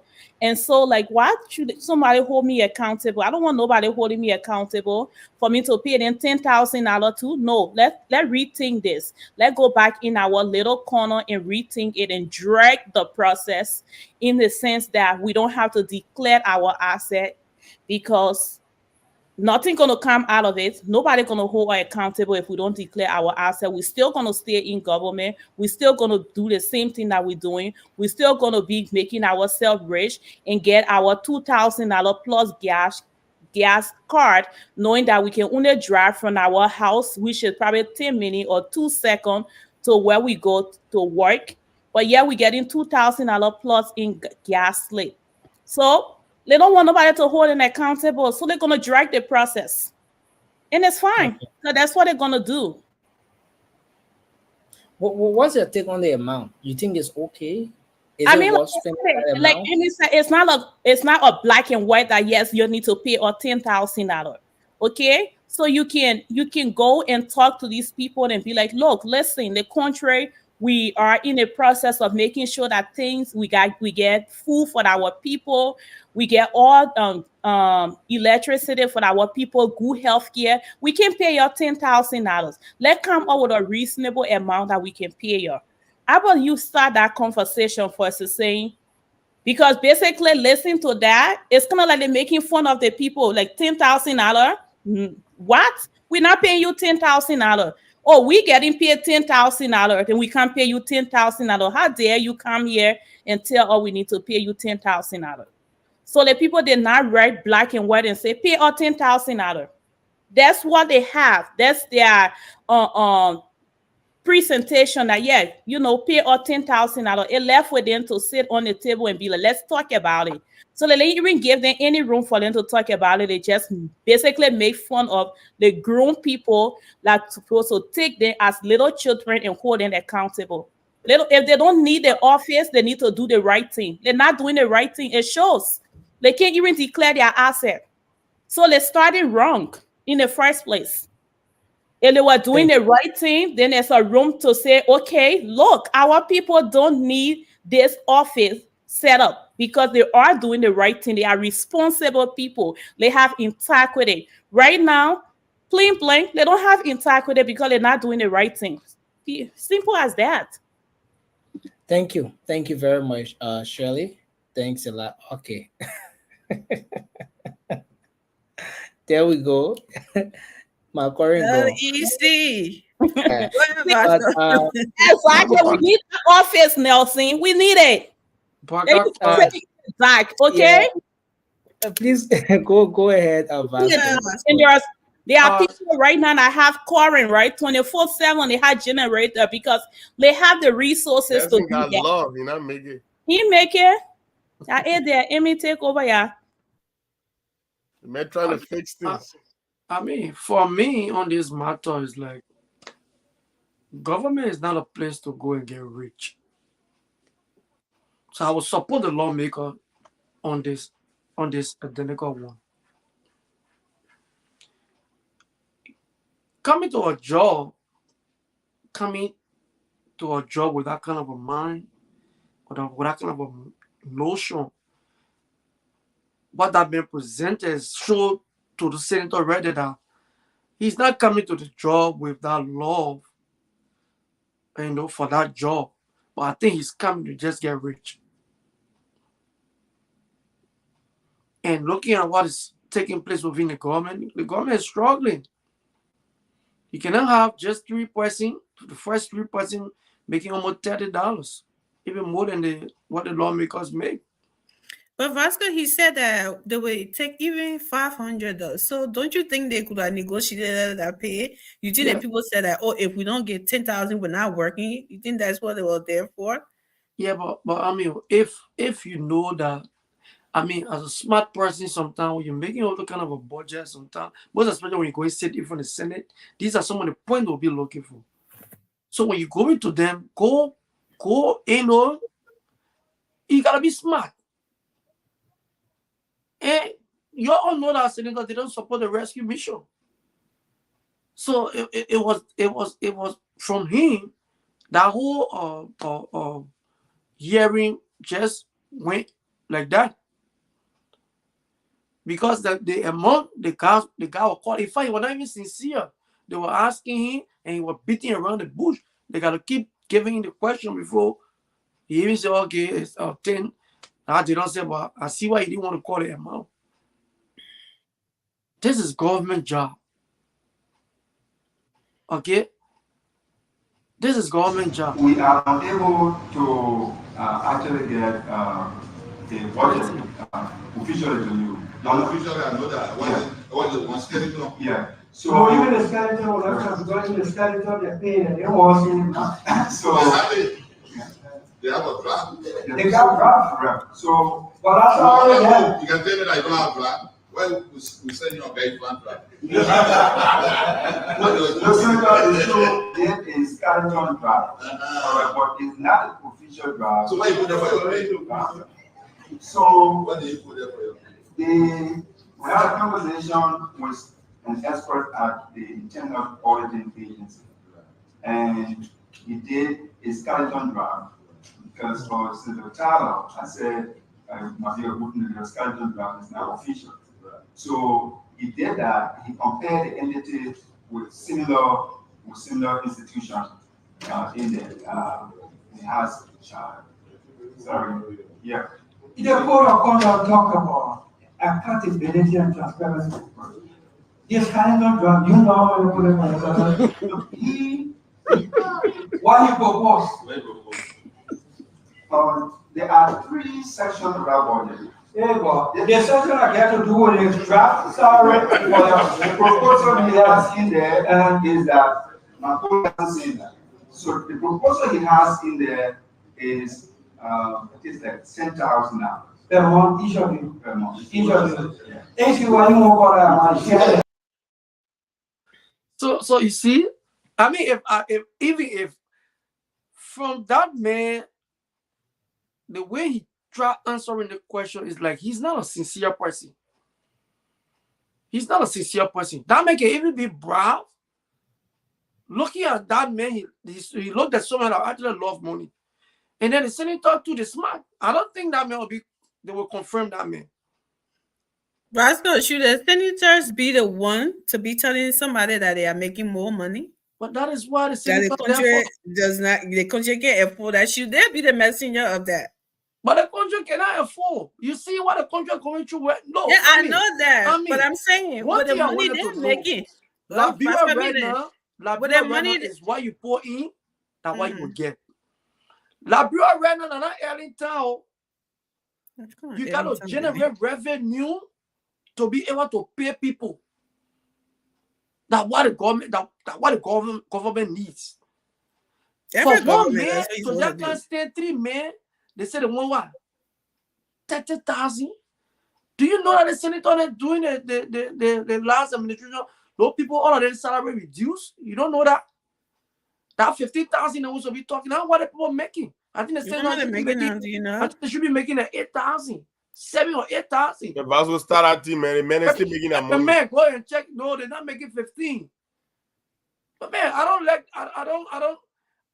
want person that front on people in Liberia should be making huge sum of money. If you listen to that guy, he trying to tell us that other agencies, like maybe else, other Nancy, is the remote not working good? Why you keep playing it? They listen to the man good. He trying to say that other agencies like maybe the LACC and other places, that the kind of money they're making too. You see? He said we're trying to compare his own place with other place. So you check it out. So you see the kind of money they put making that country. Now I see everybody running from America to go to Liberia to go work. It ain't supposed to be that way. So I mean, I on the side of the senators, they may not someone that he can trust. He can see it in your face that he left money.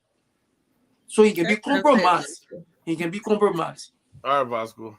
Thank you. Thank you. Yeah. Good. So we're not talking about the meeting today, the president and the minister. My man. What was sharing? Are you trying to hijack the show, Vasco? We're still in a topic here. Because you finish giving your points, you want to jump over everybody else now and go talk about what you want to run propaganda. I just suggest, go ahead, let me tell you this. We're trying to get inside. Let me know. Vasco, you are intentionally interrupting me. Let me mute myself, bro. Man, look, let me tell you this, Nancy. We are in a very, very bad state as a country. And I don't say it lightly, bro. You know, I don't say this lightly. And I've said this numerous times. Even the senators, bro, the way they approach this confirmation hearing, for me, I have a problem with it. I don't think they take it seriously. You know, they be joking, they be laughing. Yeah, bro, these are serious issues, man. You're right. The way you conduct yourself in your environment of work, the people that are coming there, that's how they're going to approach it. If you take it seriously, you look at the United States Senate. I mean, top CEOs them going in there. You think the guys them go there, they be laughing? They don't be laughing because that's serious business. Serious business. Serious business. When you get down there, your trousers should be you know what I'm talking about. You can be sweaty. You know, and that's how it should be. But these guys create that environment where anybody can just go there and just Joe blow them and then get out of there, not take anything seriously. Because there's no repercussion for any actions, right? That's the problem we have as a country. Look at that man saying that $10,000 each. I mean, how could you even dare think about anybody in our country getting paid $10,000 for crying out for crying out loud, knowing that everything we got going in that country, $10,000 a month? You got to be insane. I mean, that should be a country that is run by Mark Zuckerberg or Jeff Bezos or maybe Elon Musk or something like that. For you to be paying for that kind of money. It's insane. Yes. You know, in our country, right? I learned that when you're selling something, and you're selling it for $150, and when someone come and ask you about it, you have to say $200 or $250 because it would beg you or beat you down. So don't you think that's what these counselors was trying to do, to try to just put it on that scale and then they can negotiate down? You think those people already went in there because this guy said they would even take $500? I don't know if it was a joke or something, but he said that. That was a joke. Are we beating on these people for their $10,000 and not looking at the mean thing? So why is the 500 a joke and the 10,000 is not a joke? Well, that's what negotiate. If you don't want it, then they don't sell it. Nobody can say they are bargaining for $10,000 and accept $500. That is that was just. No, I think that was just something that he was saying. That mean that we can negotiate. Then he doesn't mean that they would take 500%. That was just even at that, I have issue with that because now you're trying to set up what we call a bargaining kind of thing, right? With a country, you don't do that. Look, any rational person, right? God-fearing person, someone who's patriotic down to their core to give service to their country, you should know exactly You should know the job that you're about to render to your people. How much, look, I do some handiwork around here, right? I mean, I'm just saying that, and I'm not saying that there's a certain amount of money I cannot expect people to pay me for a certain job, to be quite honest, right? Because I just feel like, or maybe I'm not like everyone else. But if I'm gonna set my budget for something, you damn better be sure that I'm not gonna put it astronomically high for rendering a service. What you guys will be doing basically for real? Why babysitting? What are they going to be rendering? What are they going to be doing? Like calling agency to verifying, to making sure that all those that are employed in that particular agency, they have all complied to the code of conduct, and whosoever is like, come on, man, you're really not doing that much to justify the $10,000 pay. I know they're not going to get paid $10,000. I'll be damned if these guys are approved to be getting paid $10,000. That is a joke. It really is. But we need to take things seriously in our country, Amy. Amy, let me tell you, right? The background of a nation rebuilding, right? Because this is what Liberia is all about. This is the rebuilding process. We're talking about after the war, Ellen Johnson said, Joe, we had depleted everything Ellen Johnson did. GMB had to come to try to revamp, rebuild, to try to establish and put Liberia on a total new trajectory. And the process of putting Liberia on a total new what do we ask? Cannot be possible. If you get opportunity, you speak on your own. Yeah, he now interrupted right? you. If we are to put Liberia on a new course, then we cannot in any way start off like this. This is bad. This is just a bad beginning. It should be serious across the board. And I'm not saying that. And that's really pissing me off. Thank you, Ture. Go ahead, sorry. Can I ask Ture? Sorry, go ahead. You will come after you. Sorry, you haven't said one word yet. Hard to each and everyone and to everywhere many Liberian following. I think you have to restate that question. I'm sorry, I'm not following to get the topic or the question posted, please. Okay, so we first started off with the LSCC giving a write-up or whatever that out of the 500 government officials, only 75 had declared their assets, right? So we were talking about it, and then we came back to this what is it called again? That's in the Ombudsman. The Ombudsman. Yeah, so it's the office of the Ombudsman. The office of the Ombudsman, and establishing it, and the amount they were calling for, and if it's fair, and stuff like that. Well, yeah, thank you. I grabbed it. They made late for class. Now so go way back. And the reason you see that, bro, sometimes the way it is, we always try to repeat the mistake people do in the past. So at the end result, we'll come on the platform again and criticize some of the things that we did in the past. I think we should see another way of governance. Where that number, when I read that, that number it's not encouraging. And I think people should be serious around here. The reason you see people coming to government or people leaving other jobs from other countries to go to Liberia is because they believe that government is the only way that they can enrich themselves. So at the end of the day, nobody wants to be sincere to the people that they serve. Out of 500, 605%, that number is discouraging. Yeah. And government, there's a lot of young people in the government. I don't know why you guys howling. You have not worked in government to show that you was corrupt.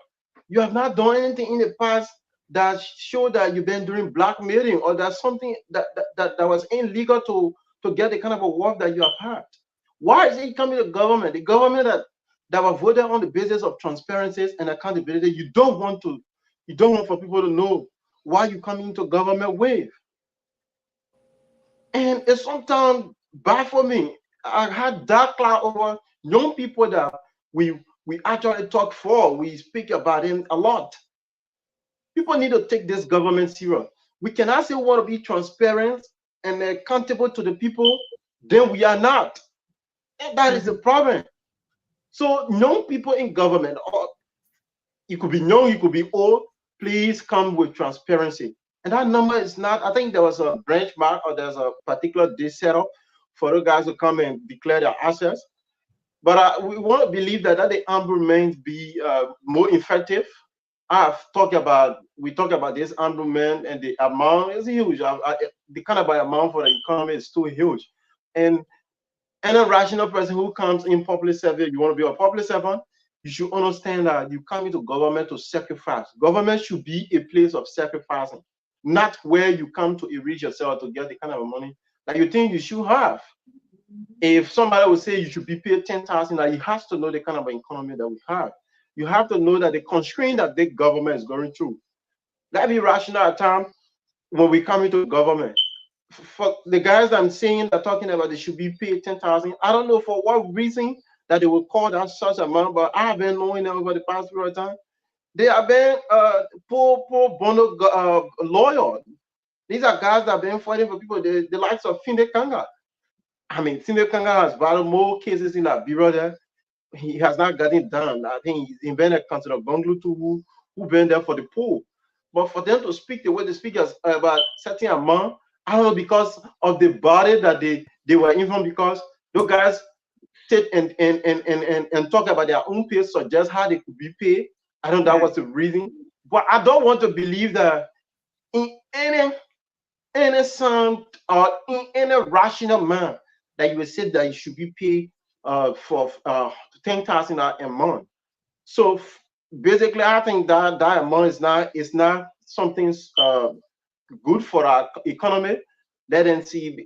Yeah, I think that was a proposed something to, so we should get that right. It was something that proposed.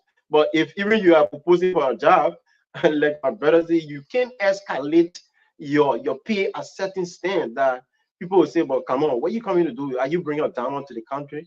So let's understand that when you come into the position, you come in with sacrifices, and people should not be calling all sort of money. But what laws that give? So I try to king on the other side, I mean, and other folks. What law gave them the right to say they should suggest their own pay, that they should grab their own budget? You understand that they're coming to do a lot? There will be investigation. I don't know, that's Liberia. Tell me. Yeah, I mean, they will do a lot to be following government officials who violate the constitution or the code of conduct. I mean, basically in line with how they govern themselves, how they project themselves out there by governing the country right. I know that all these things will be done, but what gave them the right to even suggest to the government? I think when you're working at the way of pleasure of the president says, I didn't come here to please anybody needs or wants as a government official. I think I have the power to project how much you were made. And if you accept the job, fine, you can come to the job with that agreement. But somebody should not sit to say, I should be paid so and so amount. For what reason? So let govern, not as hard government have been. This government, like we can always say, it will be a legacy government by the grace of God. So people should be rational. People should know that Liberians has been abused on the angle of governing, and we just look at it from the executive. Those guys from the legislature and all branches of government, those guys have been abusing that country a lot. But I think the conversation we're talking about the issue about the armed movement being settled. It should be settled. It's a very unique thing. It has not been. I think so too. That would be an achievement part of the government stuff. So let them see it rational or logically to know that we are constrained. And that amount is too much. I think that's my view on this conversation. Thank you. So Vasco, what was your 20 seconds? So Nelson, 20 seconds. You said you wanted to say something, right? Yeah, I wanted to ask Ture. Ture, you said the CDC government spoil almost everything in the country. What are some of the things that we spoil? What are some of the things that the United Party government can fix and the CDC government can spoil it?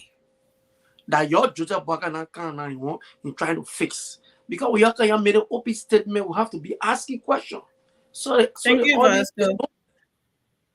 So I'm also respond to it. Thank you very much. I don't know. So look at the Human Development Index on CDC in the last 6 years. compared to where it was on Ellen Johnson Sirleaf.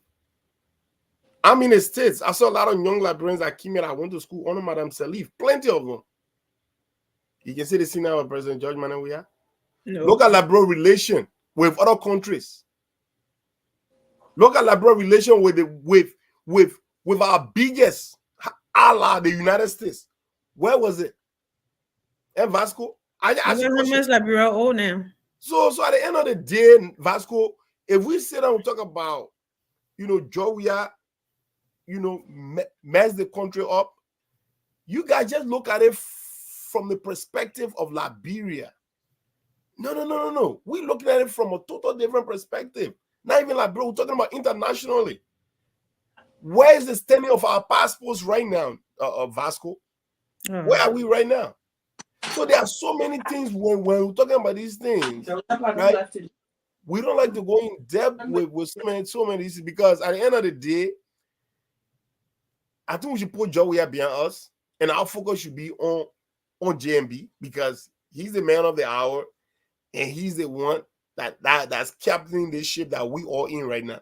So that should be our direction. That should be. That was just one question. It's not a back and forth. Now, saying, are we ready to go to the question, Vasco? And he answered it. So let's move on. You can't correct me. When you get a time. The man, you can't correct me. You had 20 seconds. For your ask your question.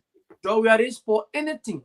Okay, so for your explanation, so because you're talking about passport, you're talking about Liberia, America, or relationship. So these are the things you should bro. Then you stop talking. You stop. Let's go. The way you that's a promotion. All right. Promotion answer. Vasco gotta move. Vasco, you need to respect the moderator, bro. Thank you. I mean, go ahead. Don't tell me thank you. I don't tell you this here. Don't disrespect me and tell me thank you. Don't but you run the show now. Go. You'll take your callers. You want to have your time and then have other people's time. That's not right. You should be the caller has to call in. You have to be respectful to the callers. George Weah. Leeway, one whole day you'll be defending George Weah till he dies. So let it go. Say I move from one of them. Nelson, can you put it up? Nelson, you there? Oh Jesus. Put your number up. You put your number up. If I put my number on, so CDC people call you. No problem. We want Liberians to call. The citizens are Liberian, right? Now y'all can be picky and choosing. We want everybody to call. Nelson? Okay. So can you hear me? Let's not come in. Okay.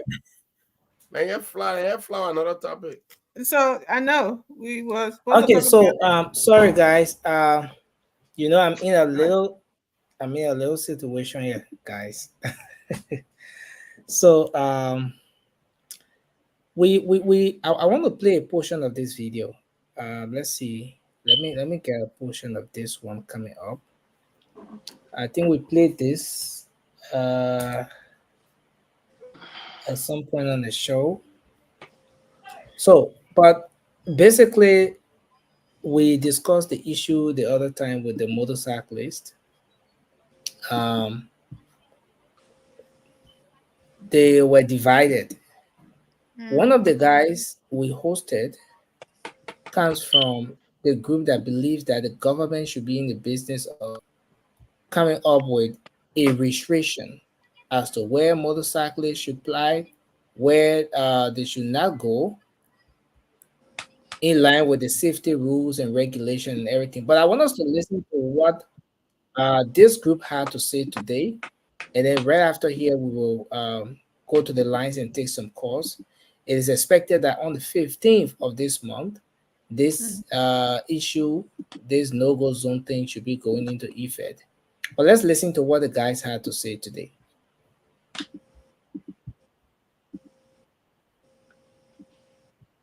Thank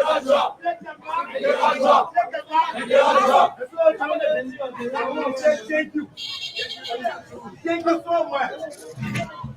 It is the time that you motorcycle have to deal with each other. Hello? Hello?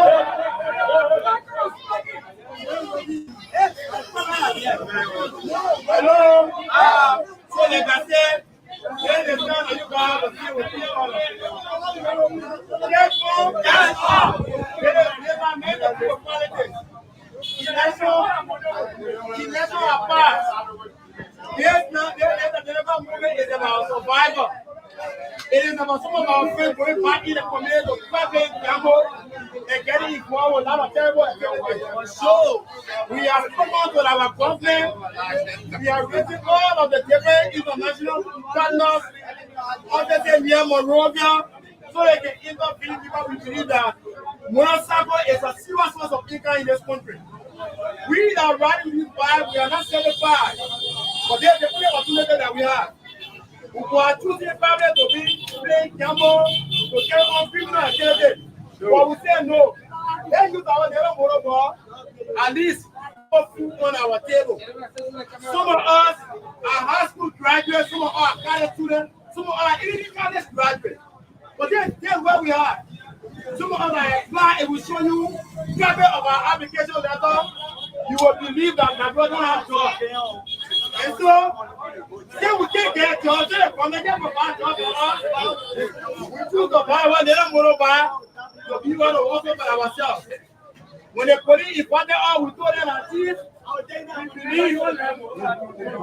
believe that they probably have good intention for us. But no go through is a clear violation of our constitutional rights. Article 13 gave us the freedom of movement that guarantees all our law. The police director went and used an individual called John Keon.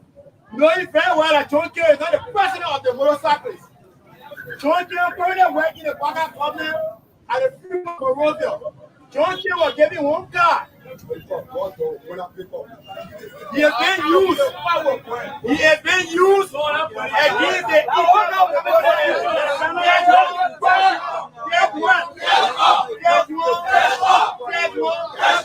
all we are coming here to say for our government. Please respect the constitutional right of motorcyclists. Please respect all we are taxpayers. Constitutional right. So there you have it. There you have it, guys. The guys are saying that their constitutional rights are being violated by the government. Just talking about no-go zone and this restriction that the government wants to come with. Yes, they acknowledge the safety aspect of it. They say, yes, they understand that the government is talking about the whole thing about safety, but they see this as a violation of their rights. And they think that the government has deceived them because according to the latter portion of that interview, the guy said that they were promised by the government that the government was going to protect them during the campaign period. Based on that, they campaigned for this government. But to their surprise, the government they campaigned for is removing that, is now working on things to remove them from the streets. Now, I want us to talk about this, maybe just 1 minute each, then we'll go to the phone lines. This thing about the removal of motorcyclists, is it going to in any way address the safety concerns that we have right now? The guys are talking about their rights constitutionally. From your own reading of everything that's happening here, removing the motorcyclists, is it going to in any way be a violation of their rights? If those guys were to remain in the street, would that signal weakness on the part of the government? Now, because one thing to consider here is that they have signed a memorandum of understanding, an MOU have already been signed by John Keon and the rest of the guys. Now, there's another segment of the union that is saying that John Keon and the Unity Party chairman Tape, they work together closely, and those two are enjoying all of the benefits, and so they are the pro-government side of this whole thing. The anti-government side is the folks down who staged the protest today. The guys from John Keon are accusing that very individual who was seen in that interview of being a sedition who has been used by the likes of Representative Safoko and Carlos Gray and other people to be able to instigate violence and just destabilize things. I want you guys to weigh in your thoughts on this issue as we go to the phone lines. So let's start with Shirley. Okay, Shirley left. Okay, so then we can start with let's start with Soiree, Vasco, Toure.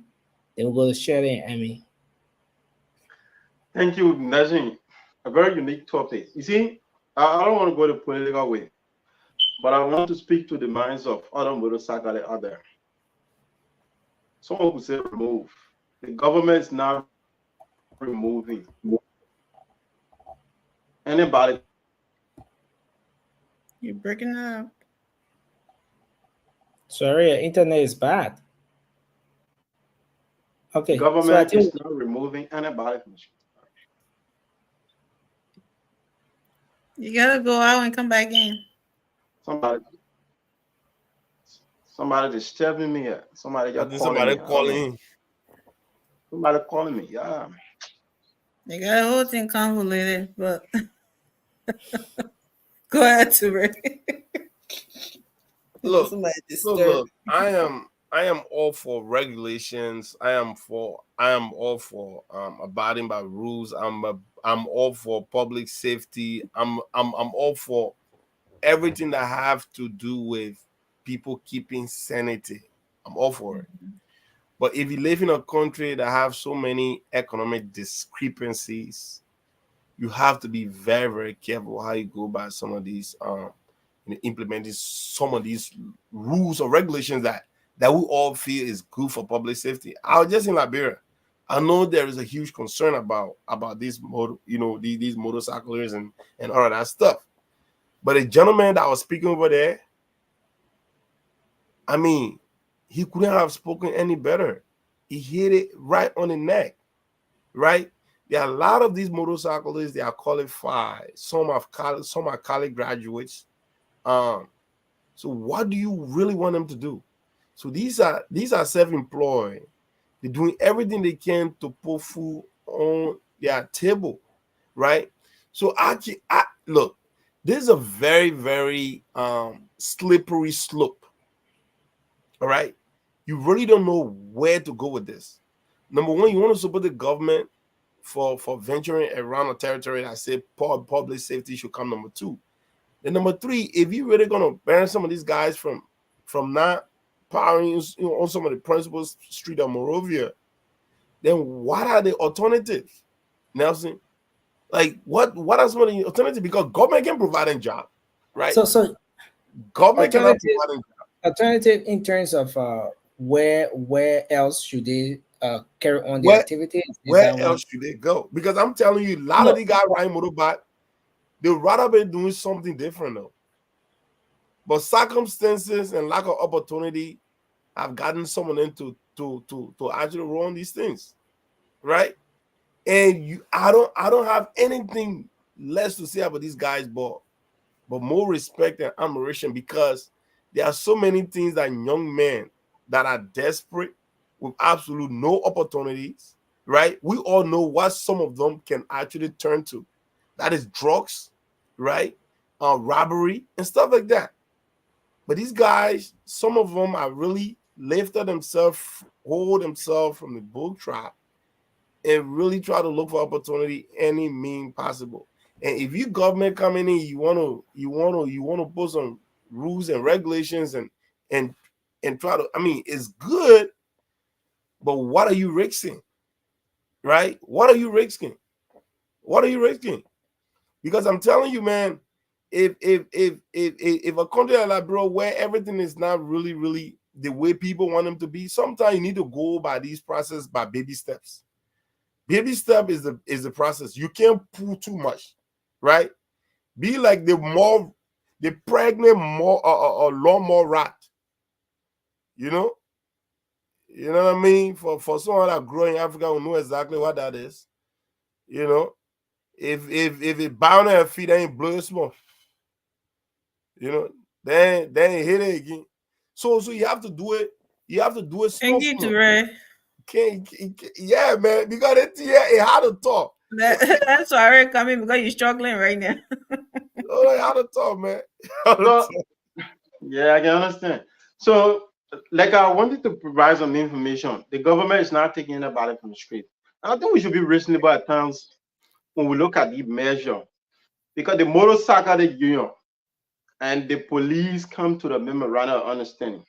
The first agreement was people should not plow various streets in towns and other places that which did not come to fruition. They came to the agreement, the MOU. Finally, the sun was the only place those guys talk about. The police finally come around was from Freeport, from the Freeport angle to go to town, from ELW to go to town.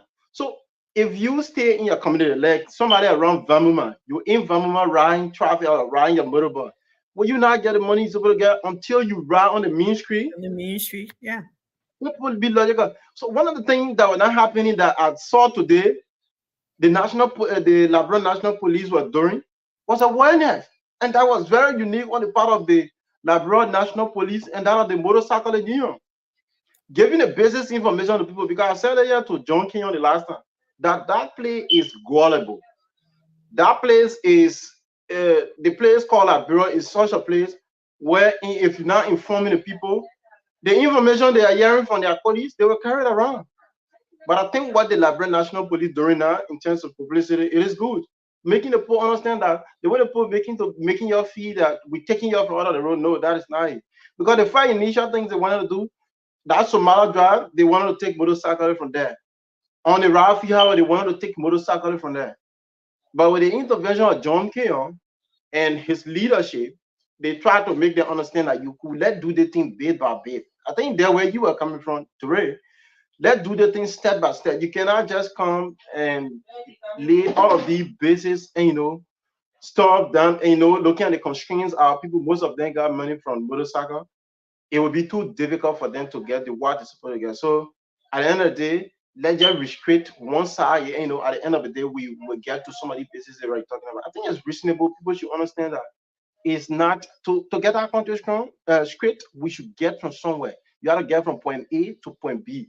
I think that is what the Liberian National Police doing, and they make it more unique today. We are not enemy to you guys. We are your friends. We're not going to be doing anything to you out of the way. So please understand things from that angle. I think that was unique, right?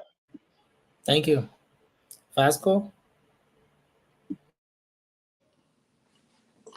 Yeah, and thank you for bringing this topic up. Look, I don't know who are those advancing this government. We just came from a heated election. I know people can say, oh, the country is divided. The government have priorities, key priorities to meet the needs, the demand of the people. But they are leaving it to go after the same people that elected them, to suppress them. No, they get a saying, they say, if you want to stop a bad habit, you stop that bad habit at the early beginning. When you allow that habit to reach a certain level, it's difficult for you to stop. I want us to sit back here and think the number of years when the motorcyclist guys came out, there were just a few moving around. That was the time we should have put stop to it. But today, these people have grown to almost 200,000 plus. I know some of you are saying, oh, y'all can run. The people have grown in the capital city. And some of them, they feel that the only way, and we all live in the country. If you get more than 1,000 motorbikes running in one community, how are you going to make Most of them working or doing work and pay. How much you going to make in that one community that more than 1,000 motorbike running?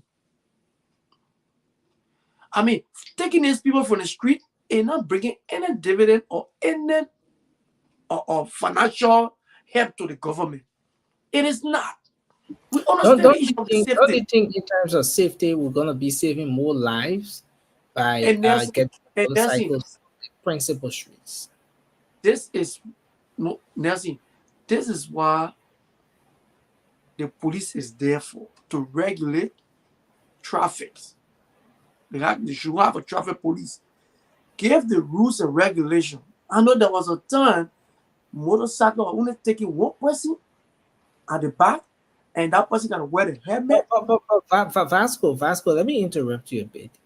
If this policy is as bad as you're terming it now, why did the CDC government try to enforce this thing?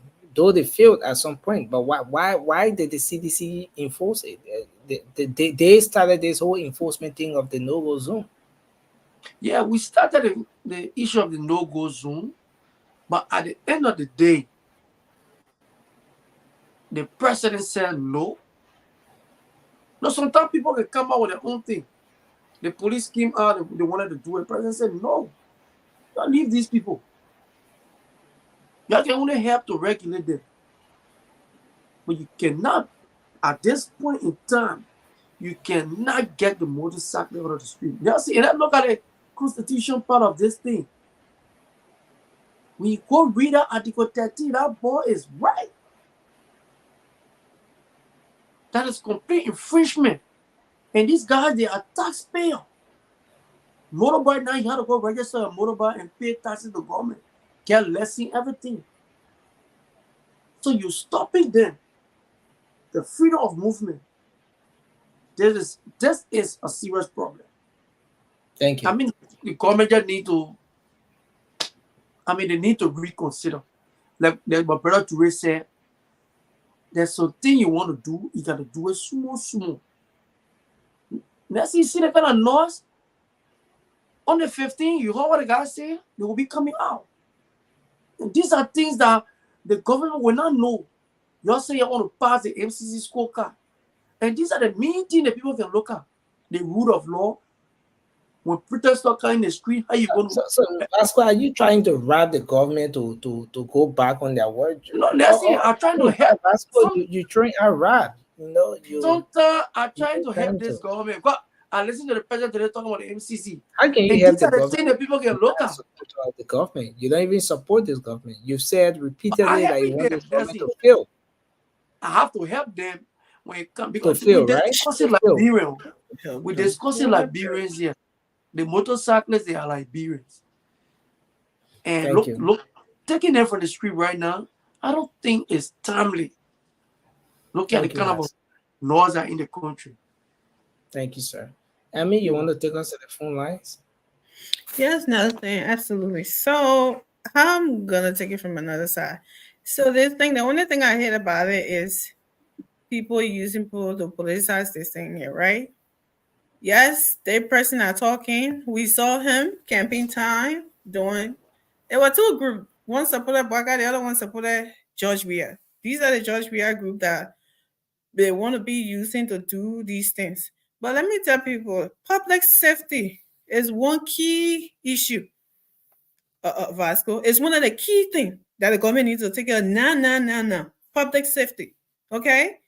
The whole thing about constitutional right, no one has the right to harm another person, okay? I don't know where the Constitution said that anybody can just get up and jump on a bike or jump on any kind of thing, some kind of truck running down the hill because you're moving, so they should let you to move.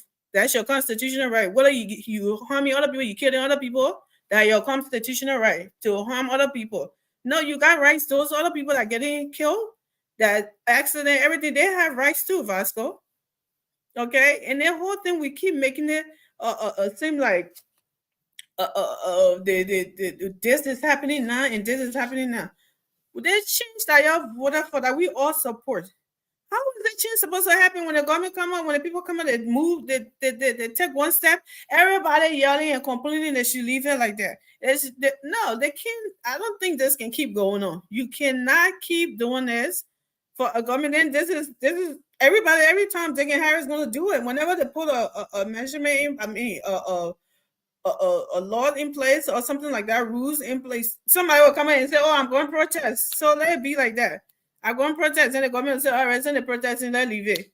That's a bad precedent to be setting around here. Like my brother Sorry already said, no one, the government is not taking anybody from the street. They're not telling anybody to not ride their bikes. Nothing. If Broad Street or whatever is the only place that got money, that when these people ain't go to and where else against Sorry, that if they go there, then I mean their power not bought that day, then that's ridiculous for us to be thinking that. Okay. I think Monrovia is big enough. Just the principal streets, they said stay out of there because they got a whole place crowded up and it's causing a lot of harm to people. What's so something? This is just being politicized by other people.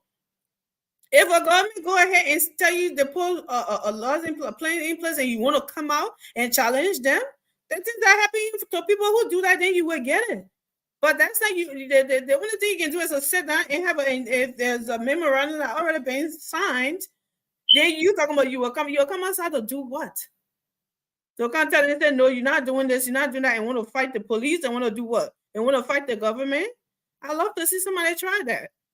But you need to start making an excuse. If we keep making excuses, we will not go anywhere. To say, oh, there are other people in there, oh, they want you, we're not sending that there, they want you, we're not. Somebody is not riding on Broad Street or not riding on what place, single, whatever the place is, it's not going to kill anybody. There are a lot of places everywhere else that they can go and something. And I think that I applaud the government for that. You talking about people not doing it, Vasco, that you lead the people and take care of key issue. This is a key issue. I don't know what you're talking about, but this is a key issue that needs to be taken care of. This is scary when people's driving in the street with all these motorcycles and some whatever. And before they can come up with that, you can't tell people, say, oh, just go ahead because everybody's hungry and just people just keep dying and people keep getting hurt. And then no, we can't encourage that too, right? There are a lot of places that they can go and ride bikes. If that's the only place that the government said no go zone, I think they should respect that and stop letting the politicians to use them and push them. And start, these politicians will be behind. They'll be behind you, hiding their black hands, their monkeys. They will be hiding and be pushing you to do something wrong. And they will never come out to something to when you're going against it. Because if you come out and protest peacefully, I don't think anybody have the right to send it, but you come out and start fighting law enforcement officer and start fighting police and start doing it and throwing stones and doing all of that. That just happened to people who do that, you will get it. And what will they do? Amy. So in order to move like your file, we have to take some the government has to close their eyes and really make some laws and do something for people to move forward. And of course, change is not easy. People always going to cry. They will cry. They will say whatever the people at Vasco don't come here. Regardless if they pave the road will go, Vasco will come here and say, look at that other go not shining right. The other side is supposed to be shining. They will have nothing to say about it. So if your government will listen to that and not do what it's supposed to do, then Liberia is just a lost cause. We should just all let it be. Thank you, Amy. Ture, I see your hand up. You want to make a quick point? Then we'll go to the phone lines. Yeah. So Amy, I totally agree with you. Obviously, I've said that change is not comforting, and change obviously should bring some discomfort. I totally agree. But then, to which extent though? That has been my position. So I'm talking about, obviously we know probably safety should be number one issue, right? But so as corruption. If you have 500 of your government officials, only 75 persons have declared their assets. Then if you can control that, then I'm pretty sure you should have a lesser time. You can do two at the same time. No, you can't do that. You can do two. That's the easier you should be able to do first as a government. You employ these people. You have every right to tell them, look, if you don't declare assets, you're not working, right? So how about someone that's saying that you can't control that? How about the laymen that are out there trying to find food, trying to send his daughter, trying to get medicine, see for his sick mother or his ailing daughter in the hospital? How about that? That's the human side. That's the human side I'm looking at. Let me tell you, there are so many things on the government table that this government need to figure out, and they need to put their big boy pants on and start doing it. And we're not going to sit here. Our president not going to sit there to try to really try to find a rational in something that don't absolutely make no sense. Approach it to baby steps. Approach a baby step. Don't you come and say, "Oh no, nobody right on the part of the street." Okay, so I got a question for you. I got a question for you. You're not doing anything. I mean, you gotta go to the phone lines. I know. I did want to ask you one question. So, Touré, you're saying if LNCC is not doing that work, Gregory Coleman shouldn't do his work.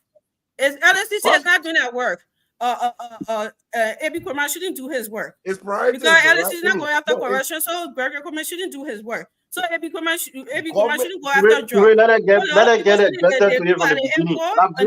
They shouldn't do that work. Is that what he's saying? Because people ain't declare that access, so Gregory Coleman shouldn't do his work. They're not kind of miracle. It's not one man doing. Everybody have their own entity. But we don't want people finding soft balls. We don't want people finding soft balls to go after.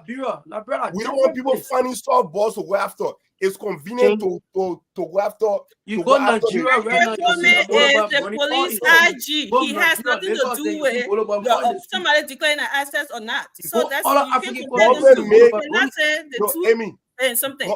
There are two. Gregory Coleman is the police IG.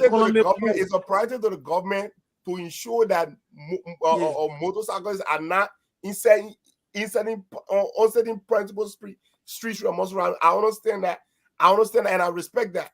But I'm talking about what's wrong with you telling your people that you're bringing in government, right? Because if that's another argument for you. You can't compare the motorcycle and things to that. That's a softball issue, though. That's a softball issue. If you can get the little issue, if you can get the bread and butter issue right, then don't tell me y'all get ready to that's what I'm saying. What's the bread and butter issue? The bread and butter issue is the fact that Amy, the bread and butter issue is the fact that Amy, you telling me you hiring me to work for you, and you telling me, okay, Touré, I'm hiring you to work for me, but you cannot come here if you don't satisfy certain requirement. And who saying you cannot do that? Who said they shouldn't do that? But you cannot tell me, say the person who over there says he's not doing his work. So the person shouldn't do that work. That's what I'm saying. If people keep to steal, let me tell you, man, I'm about to go in the bush, man. The people because you can ask them. I always say, the people they are the 7 live rules. You gotta hold the people that are not doing their job accountable, and don't hold other people that are doing their job. You say because the other man not doing his job, so you shouldn't do yours. That is not a fair comparison. That's what I'm saying. That's not fair. Because the thing is, no matter what you do, Gregory Coleman is not a head up going after people who's not declaring their assets. That is not Gregory Coleman's job. Even no matter what you do, no matter what you do, every sector in government will not be proactive at the same time. No matter what you do, every sector in government will not be proactive at the same time. They won't work at the same time. So you cannot say, because I agree people should be transparent. People should be accountable to those that deserve it. We have acknowledged that. But that should not stop the functions of the national police. People are not declaring their assets and doing all of the basic things. Let's be a little bit reasonable. Sorry, don't make it seem like it's not a priority. It is a priority. We're not saying it's not. We're not saying it's not. No, it is. You just said that because it's not happening, so the police shouldn't work. That's what we're saying. It's not a fair comparison. Listening to us. Gregory Coleman as in tools as he is right now, going after the moderate issue, when there are other issues pounding the country, that pounding this government that they have not addressed. For me personally, I don't want us to look at softball issues and leave major issues. That is not. I agree with you. You're not being I fair. agree with you too. Every issue should not be tackled at the same right now time. is not an issue. We It's want really not. everything to be done. We that here, we're not telling you that those things that you It's need not a to major be issue. But If for you you to create say opportunity- he's starting from certain place should not be. He should. You won't tell him where to start from and what not to start from. And I don't think that is. That's what I'm saying. How many people in that country? How many people in that country can afford cars? What? Well, what a job. How many people What in a that job. country can afford cars? We If you talk about the government having so much interest in a motorist issue, right? There is some economic component to this, right? If you restrict these people, I mean, look, I'm now no economist though. I'm not going to pretend to be one, but for my econ 101, it makes sense. If you take part of these guys from traveling the route they take, it's going to have some negative impact on the economy. I'm telling you. That is a fact. So tell them not to go certain place. The rest of the county. So then I mean something will crash down. Sometimes you need to pick your battle. Sometimes you need to pick your battle. That should not be a major concern right now, to be quite honest. That's what you say. You don't know what he's assessing to make that judgment. You don't know. That's his job. You don't know what he's assessing to make that judgment.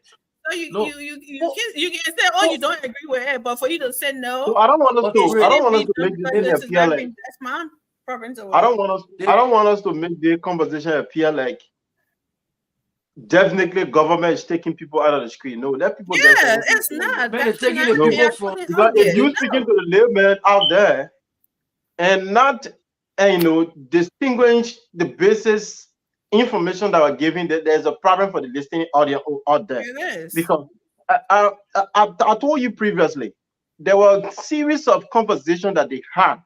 And when you listen to both the motorcyclists and the LMP, you let the man land.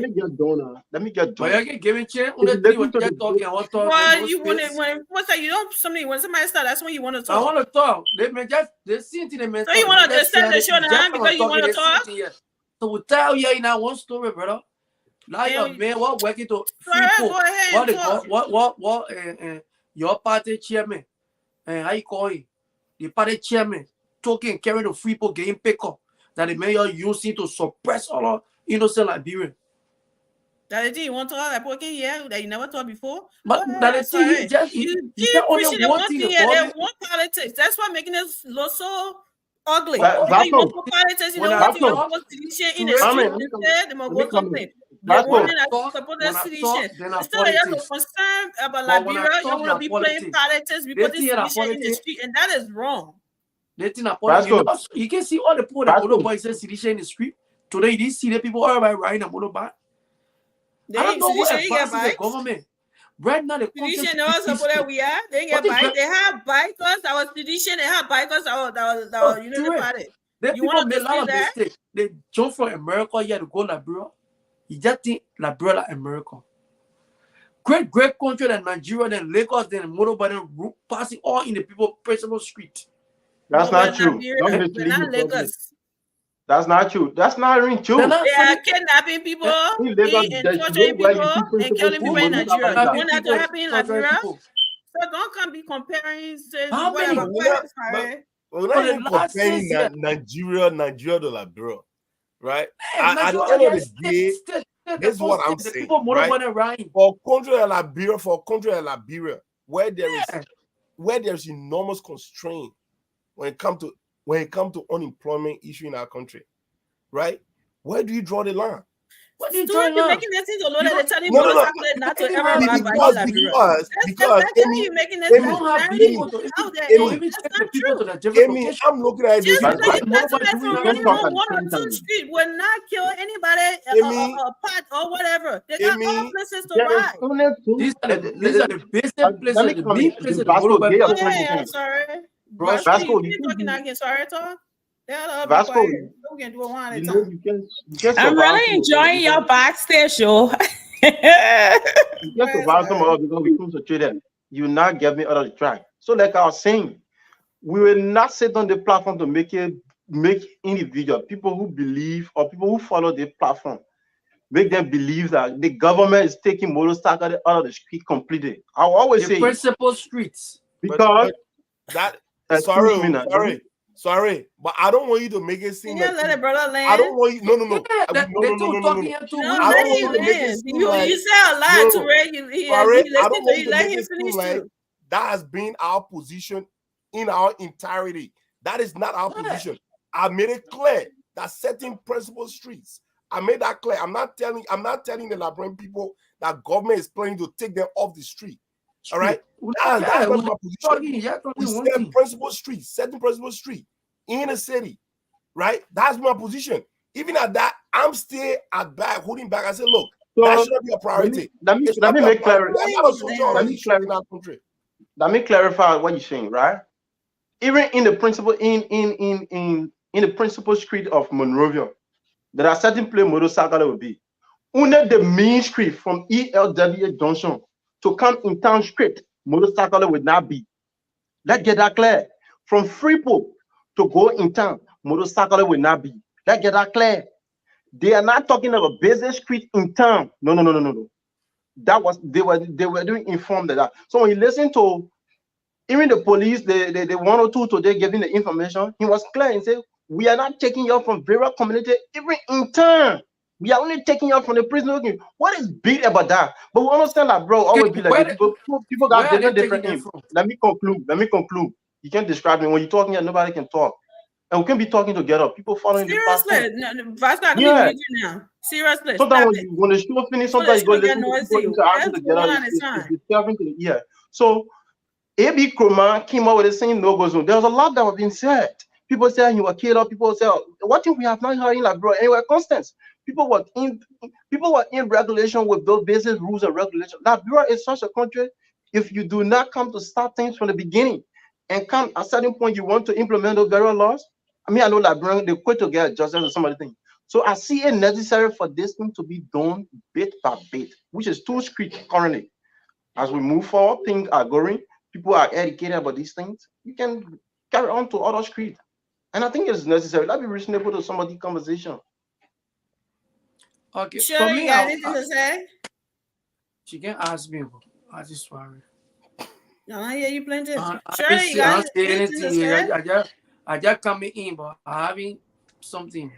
You ask me what you get something to say. Pastor, can you please stop this? Pastor, I don't have anything to say. I think you are, like I said, I was at the back and I was listening to all of you talking, and Vasco talking, Tabata, and I think, as always. So no, just enjoying you guys going back and forth. So I just wanted to show my face and tell you that I was really enjoying your going back and forth. Every motorcycle to leave Liberia. That's why he's telling people, and that's not what is going on. So go ahead. Vasco will be Vasco, period. And we just have to accept him for who he is. Vasco, and tell the Liberian people that Gregor Crummy said all the motorcyclists should move to Guinea and Sierra Leone. So the motorcyclists that listening to me right now, I mean, it is your right. Article 13 gave you the right.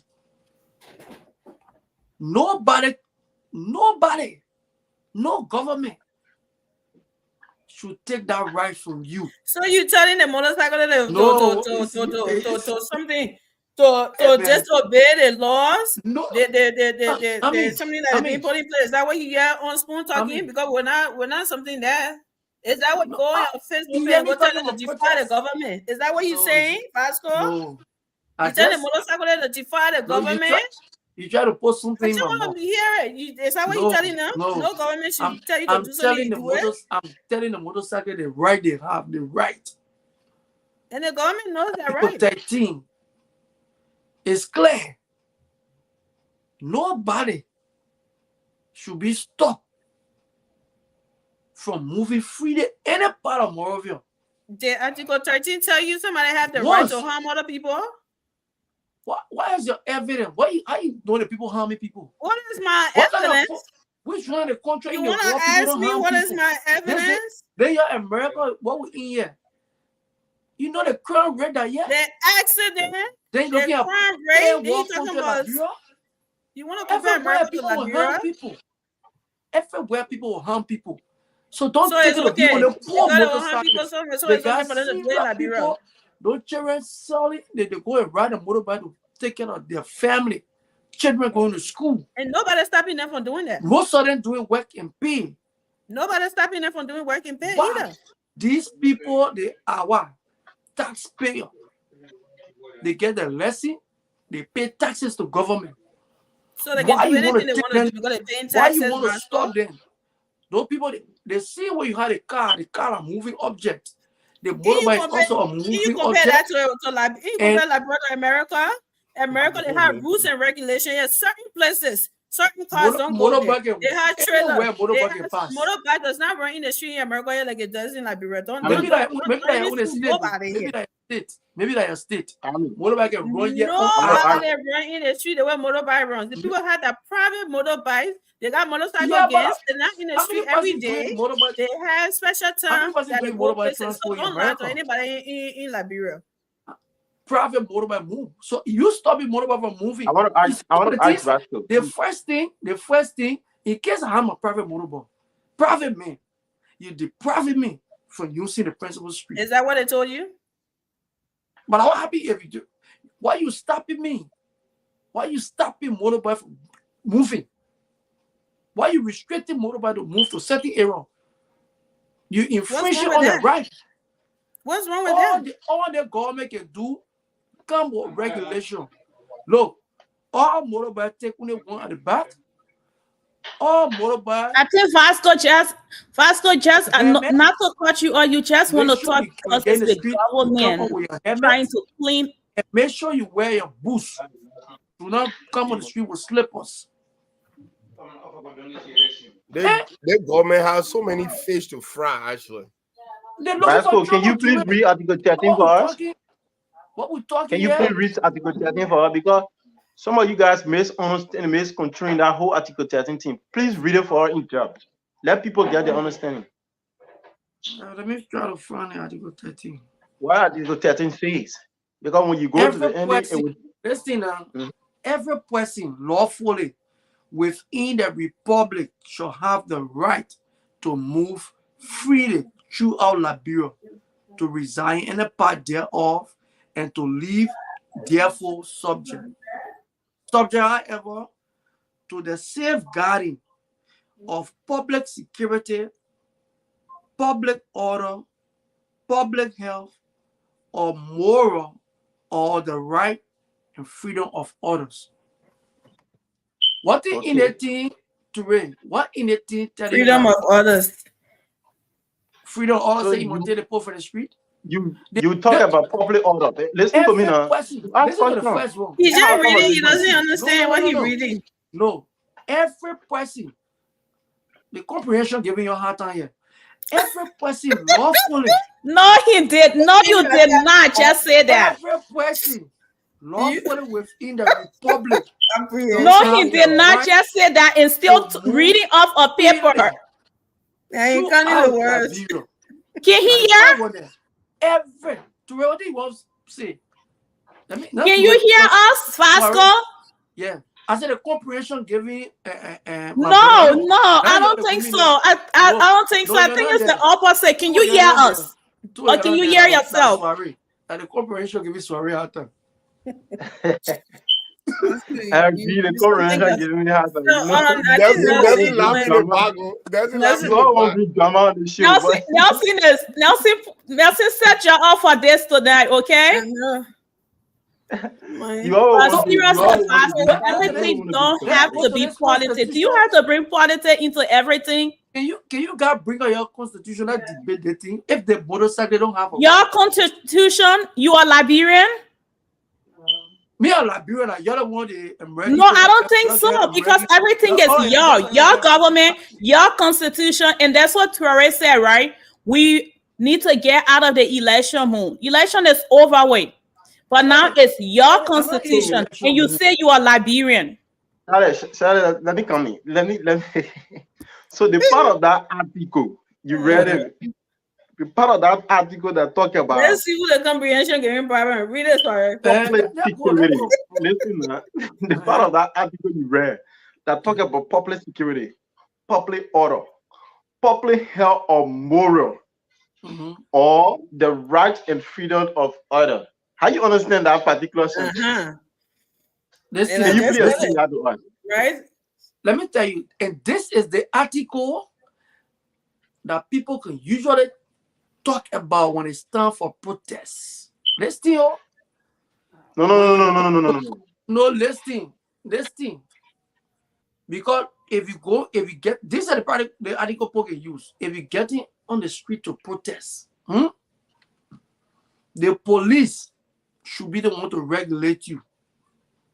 Because they don't want you to interfere with other people. Well, you're telling the people to fight the police. They're not stopping you from going. Now the English you're listening, Google. We know that you're the one who know. You were telling them to fight the police. From moving to go to where you want to go to protest. But they will regulate you, they will guide you to tell you, say, okay, you pass this way, the other people on this side, you can go there. That's it. You just told the bikers to not listen to the government. They have a right. So you're telling them to fight the police. If the police tell them not to do that, you're telling them to fight the police. So when that happened, what happened? They're not talking Constitution. That's exactly what was happening in Kinjo. You won't come play and play politics all the time. So everyone turn anything or sat down. I'm not turning it upside down. I just gave me the opportunity to explain that part of it. But since you chose to explain it that way, that's your understanding. So let me say something to people when it comes to that particular article. That article, you making it look the other way around, which is your right. I understand. Sometimes you want to be dramatic, and I know it's part of the show to bring some drama to make people laugh. So you represent that aspect of the show. So basically, that article, let me give you basic understanding about that article. Go ahead. They say to that. I'm just reading from the portion that comes down to that paragraph. So that in any part, don't describe me now. Read too now. Okay, go ahead. To reside in any part, therefore, and to live, therefore, subjected to the self-regulating of public safety. That means if you are a citizen, you have to self-regulate yourself to public safety, public health, and public order. You don't need police the police about to do. Okay. Then you on the platform telling us that they have the right. Yeah, that article explained. That article explained in nurture the rights of you as an individual, but you are subjected to certain laws. Yeah. That law has to do with the public laws, public order, and security orders as well. Then you on the platform misconstruing the minds of people.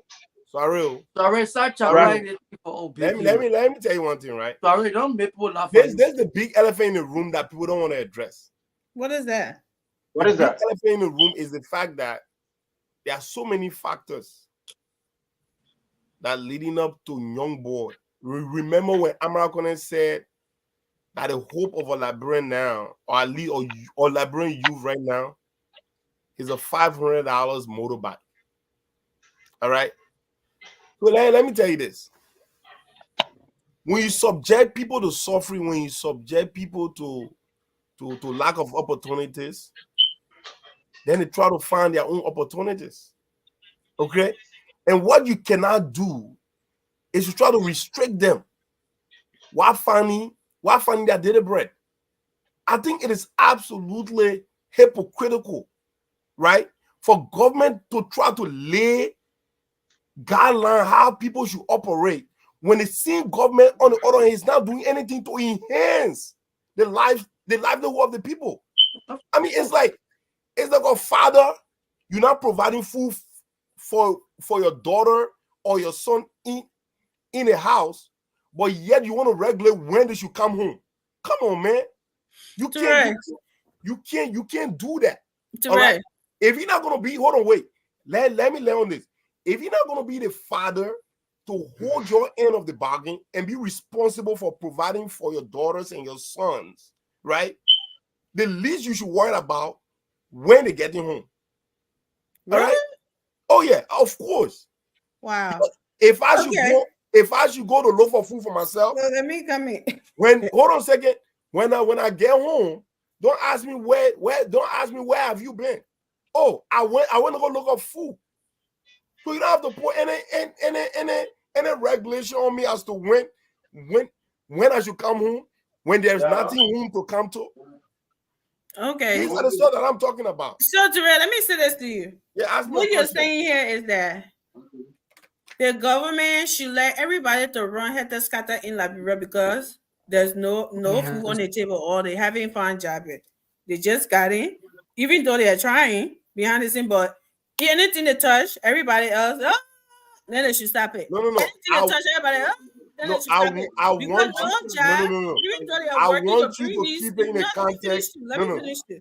Even though they are working behind the scene, you don't know what they're doing to bring companies, to bring investors. They just got in. Remember, this is not Jovia. Jovia is gone. So even though they are doing that, you don't know that what they're doing behind the scene. But since they haven't done that yet, they should let everybody to just do whatever they want to do. Whether it's harming other people's, whether that safety issue, whether that this, as long no food, no something in the country yet. So everybody should just do whatever they want to do because no job in the country. Amy, I don't Is that want what I'm hearing here to rest you?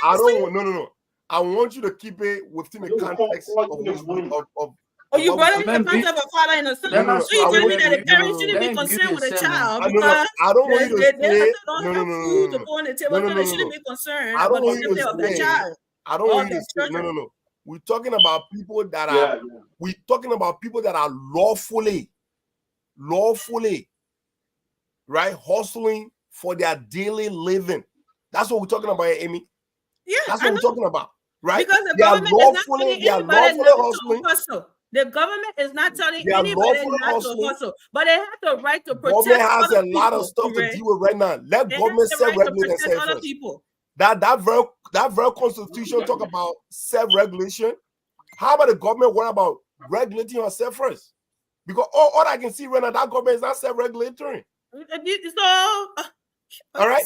Right now. No, I'm telling me.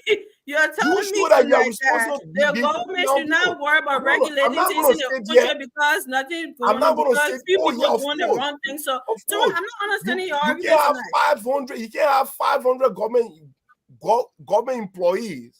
But when they say Gregory Coleman does not control that part of the government. It's the same government. Who hired Gregory Coleman?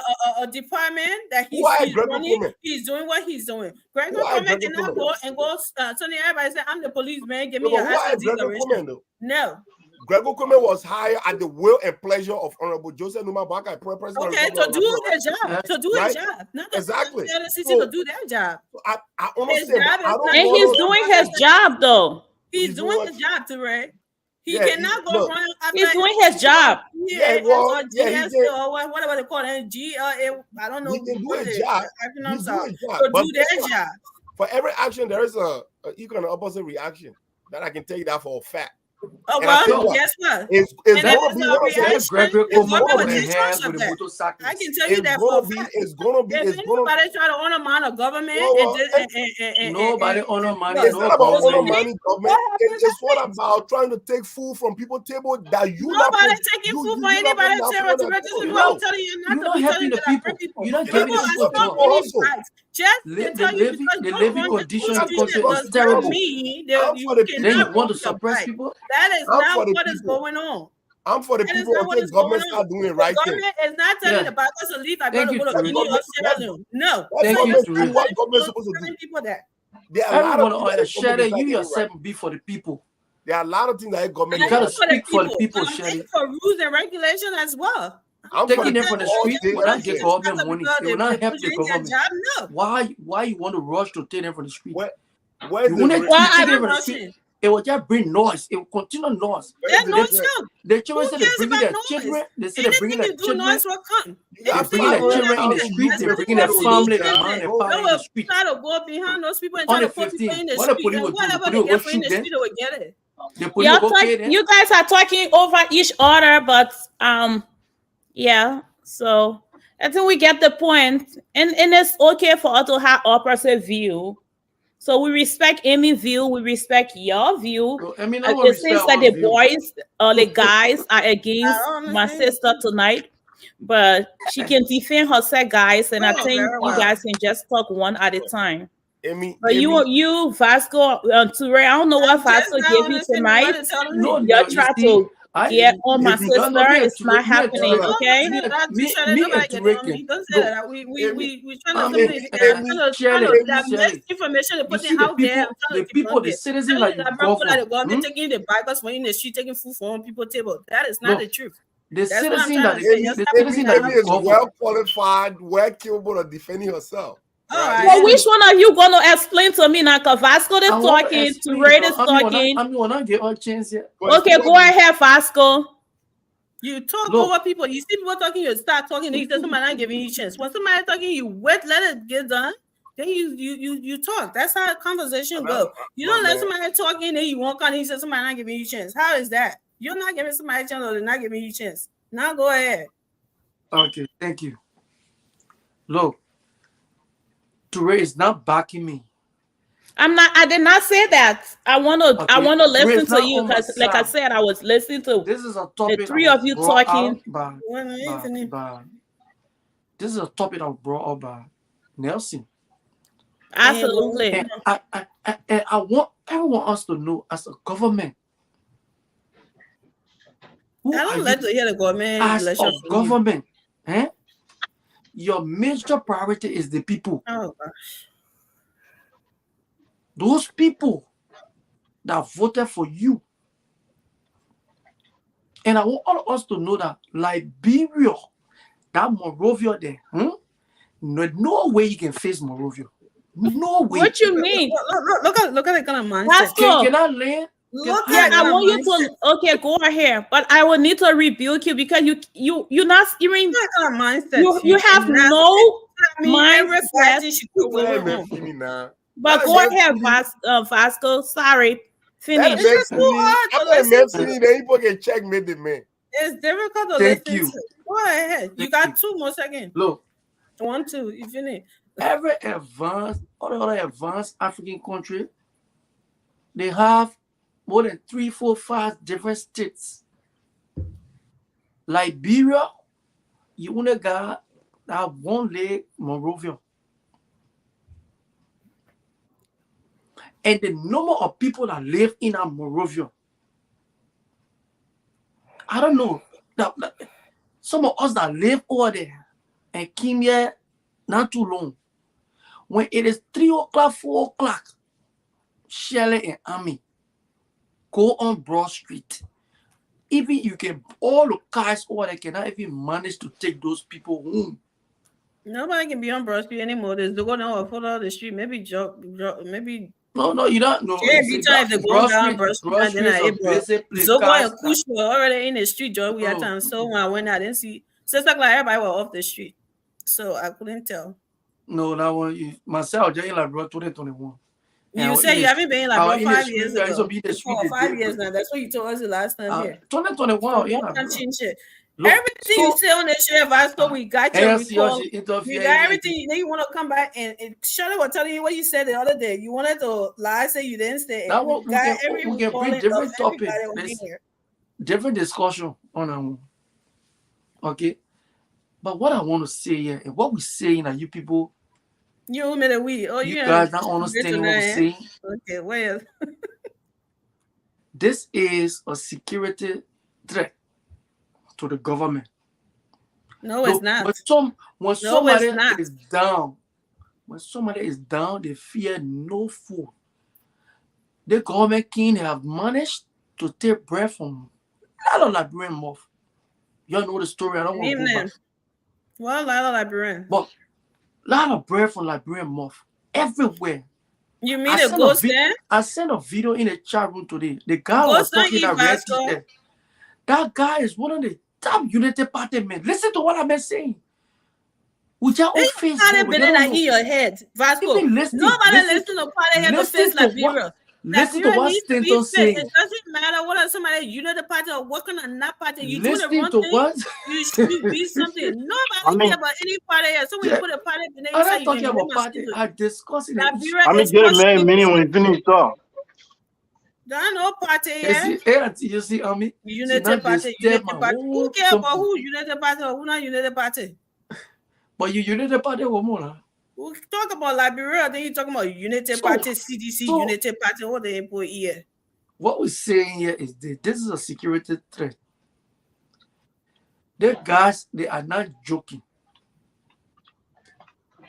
The government at this time, there should be no noise. Next week, there's going to be serious protests in the country for gasoline. Because when the people cannot get those services, they will make noise. Motorcyclists, why at this time? Why not this time? Why? Why not? What is the benefit of this government if you take the public motorcycle? Safety. Public safety. The benefit? Why? Public safety. How many of you can? Look, you can take the motorbike from the street today. One thing I can tell people: things that happen, most of the things that happen, it don't just happen. You take motorcycle from the street, people will still be accident. You never put down on the highway. Nobody will make accident, Vasco. But you minimizing it. Just because people dying other places doesn't mean it's okay for it to happen in Liberia, Vasco. Let me tell you, most of the things you're talking about, the people don't do those things on the main street. Those things you're talking about happen in the community. That the same community you say you want for all the motorcyclists to be. All the baba thing you're talking, it don't happen on Broad Street, it don't happen Karen Street, it happen in the corner. That's what the people the people are making the rules now. Okay, can I come in? That's what happened. Come into where the people. Let me tell you. The guy said they're bringing their children. They're bringing their fathers, their mothers. They're bringing their girlfriend. They're bringing their wives. In the street, and that will be the first test. Thank you, Vasco. That will be the first test of this government. All right, guys, let me say this. I want to see what are y'all kidding. My rent, because and you'll be putting it back. Try it. I just went on a rant right now that you don't get a lot of people to believe that I'm actually out of character tonight, and which is true. But let me say this: I'm just baffled and frustrated tonight from that number that was raised, or at least why Nelson told us tonight that out of 500 government officials, only 75% have declared assets, right?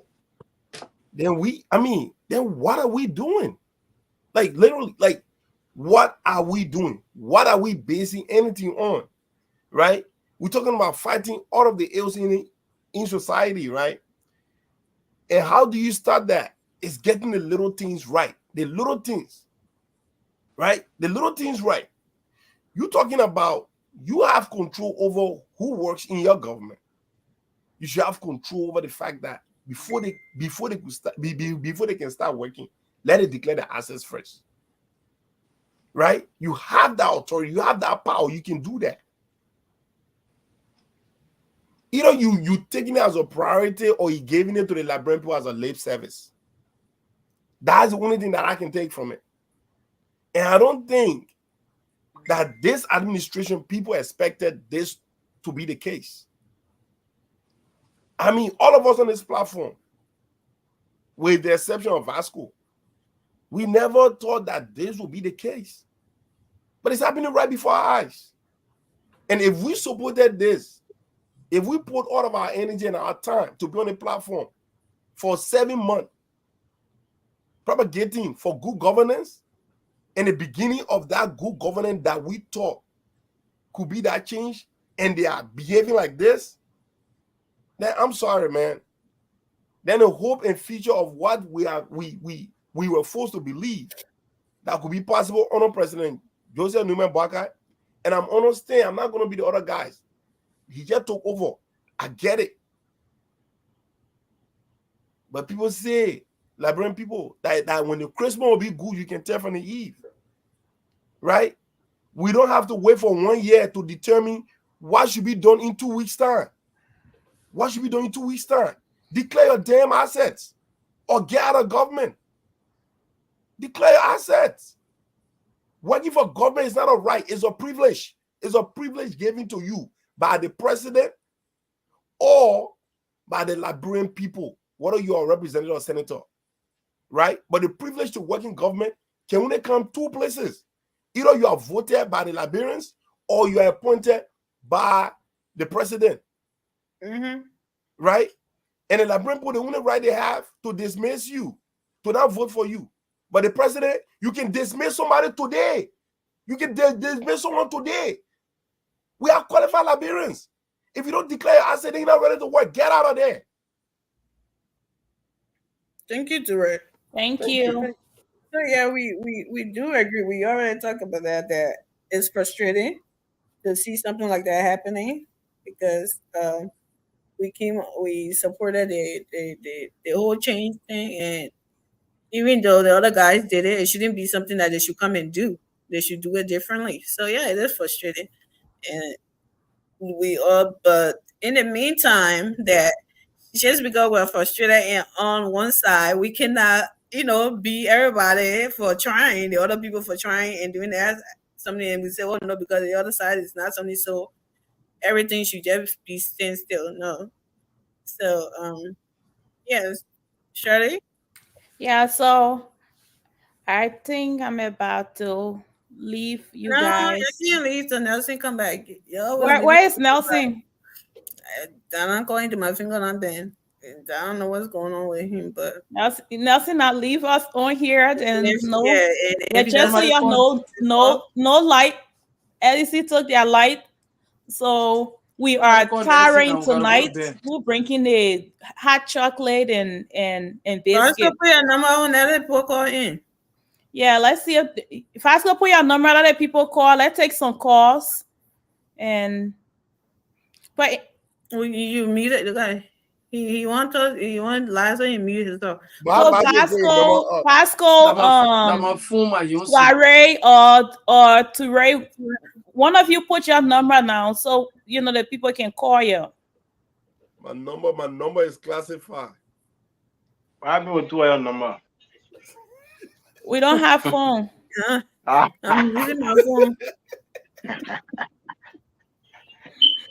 No, but honestly, I'm using my phone. I put my number. Pastor, put your number now. Would you have Fred up? They get it. We can get nobody to call. The lady in front of stalkers. They don't nobody. What happened to your phone? I need to get my. Yeah, I did not pay my phone bill. Nonch. Yeah.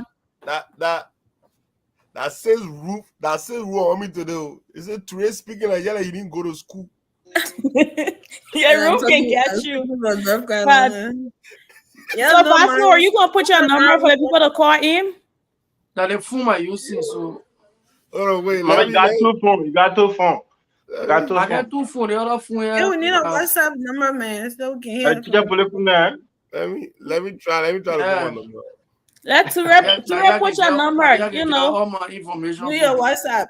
Yeah, put your WhatsApp number. And not that you can answer your WhatsApp anyway, so you'll be fine. My WhatsApp will be on this. On the same phone number anyway. Okay, Ture will put his number out, guys. If you are watching, we can take some calls. The phone is directly, especially and if you now only here I can talk on the phone. Okay, we got it. We're gonna have to put his number directly. But I don't know. You got right to pin it from an angle. I don't know. Nelson left us in charge, but he didn't give all the tools to see tonight. So. You know what I mean? This is fire government, Nelson. This is bad. So that's my number right there. He can pick it up from my name. Yeah. So let me read the number out here at 267-648-9692. You can call in 267-648-9692. Okay. They like what? You're a troublemaker. You hear what Lynn said? What? And we pleaded fifth tonight, okay, Lee? You and Noosh, whether we pay our phone bill, We married. We don't want to put our number up. We plead the fifth. Man, what a carry Liberia. That means How can a you security see, man, drugs I enforcement, come into my number drugs from there. enforcement, Come on now. operation? Who did it make that on Facebook? But y'all call in now. No, call in. Yeah. People are calling from Liberia. If you're watching, That you can is call the operation for LDEA. Anyway, quick, put it on Facebook. But Vasco, that get number please now. Yeah, brother. He's that drama. You don't be dramatic all the time. Yeah. Hey, man, look at CDJ. Is CDJ like drama? Your DA people, they are Facebook influencers. Sorry, look at CDJ. Is CDJ like that drama? I swear. I don't know that double negative. What a DA people to go for drugs? Who did it get off? The men, Facebook. The men, they were born to be antagonists. And then they can draw position. Yes, you can. No, she can call on Messenger too. The number is 267-648-9692. Can you do that, Teray? Messenger? I think WhatsApp. She's trying to WhatsApp should be good. Oh, not Messenger. Sorry, WhatsApp. You have to be my friend Zoom before you can call. Yeah, you have to be his friend to call on Messenger. Edwin, the number is up. Yeah, man, look. The number is up. We're waiting for Nelson, so we can be bored. We need to agree to disagree. So, guys, what do y'all think about this? The salary issue that I was talking about with the girls football. Well, I know we had a lot of chat about that in the chat room, but I mean, Teray, let me get your talk. You know. Somebody calling me from Philadelphia. Hold on a second. But I don't know how am I going to be able to play. I'm going to be able to play this shit. You can't answer. Answer and put it to the max of the computer or the phone. Yeah, sure the computer. Hello? Are you guys hearing it? Yeah. Yeah, I'm hearing you. All right, go ahead, sir. What's your name and where you calling from? My name is Sonkale Duo. I'm calling from Philadelphia, USA. Okay. Thanks for joining us tonight. What's your take so far on the topic discussed? Well,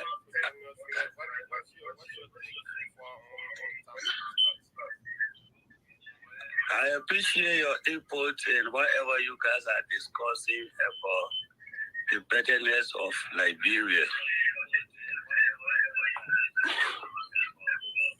But you need to take your radio down. Yeah, I think you listen to something. Yeah, are you listening to a monitor at the back?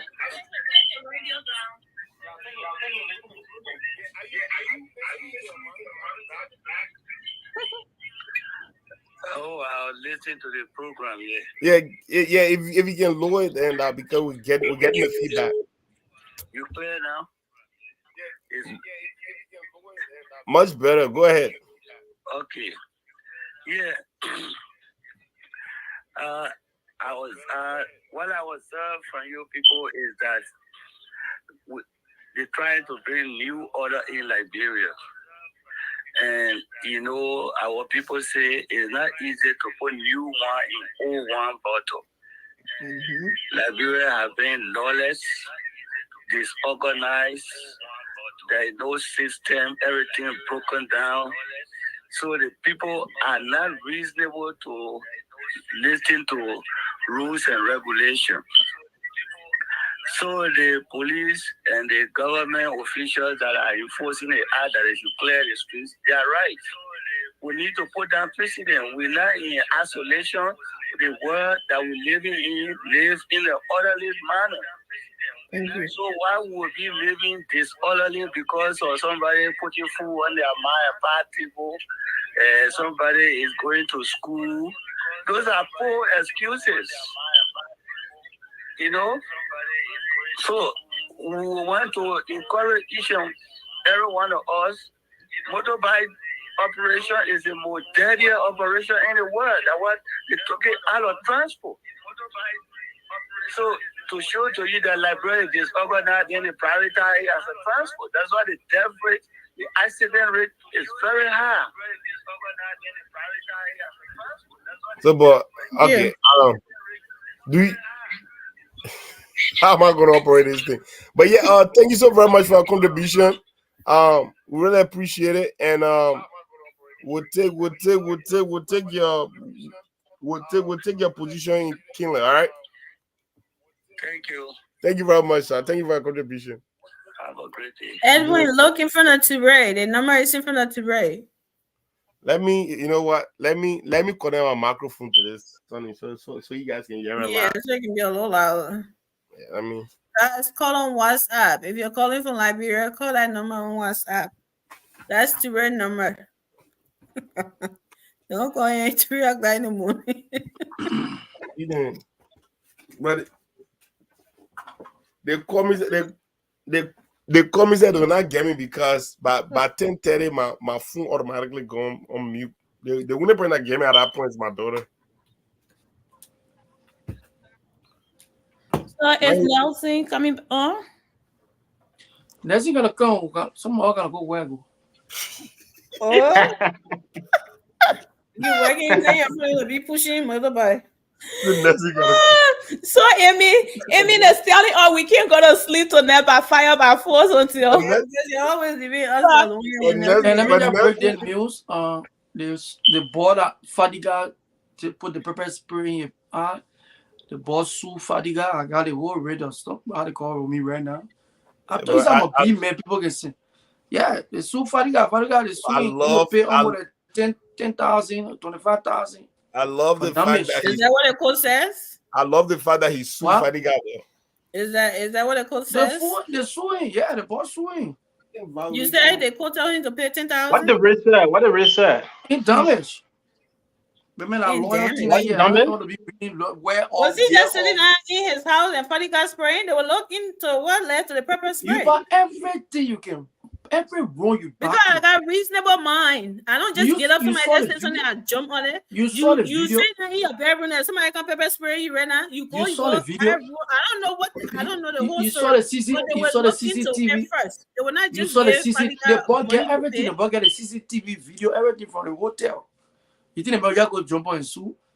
Fadiga people then damage the ball car and all. And you were there? Were you there? You see all the CCTV? Send a video to us. You send a video to us.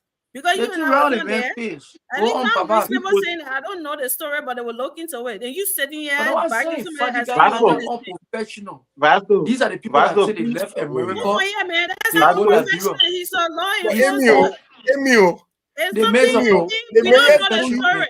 And I'm not saying Fadiga was right or he was wrong. You and I don't know the story. He is a complete unprofessional man. What led to the pepper spraying? That's what I said. You need to listen to that. I'm not like you would just jump up because the person I was saying I can say everything in the chat. You just hit it automatically. No, that's not me.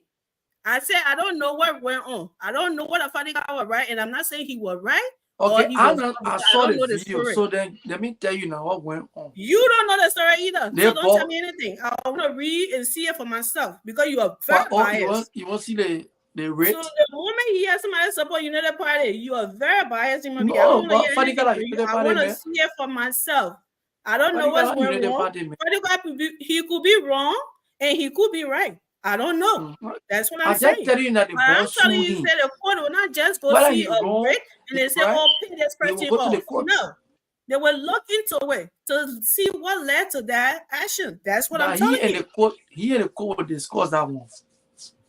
Nobody wait, you know that's judgment. Without hearing what the court said, and he said that he went paying $10,000. The boy already came from us saying we're going follow beyond the ball. You are not there. Stop talking. You are not there. I got a video. Send a video. Let's see it.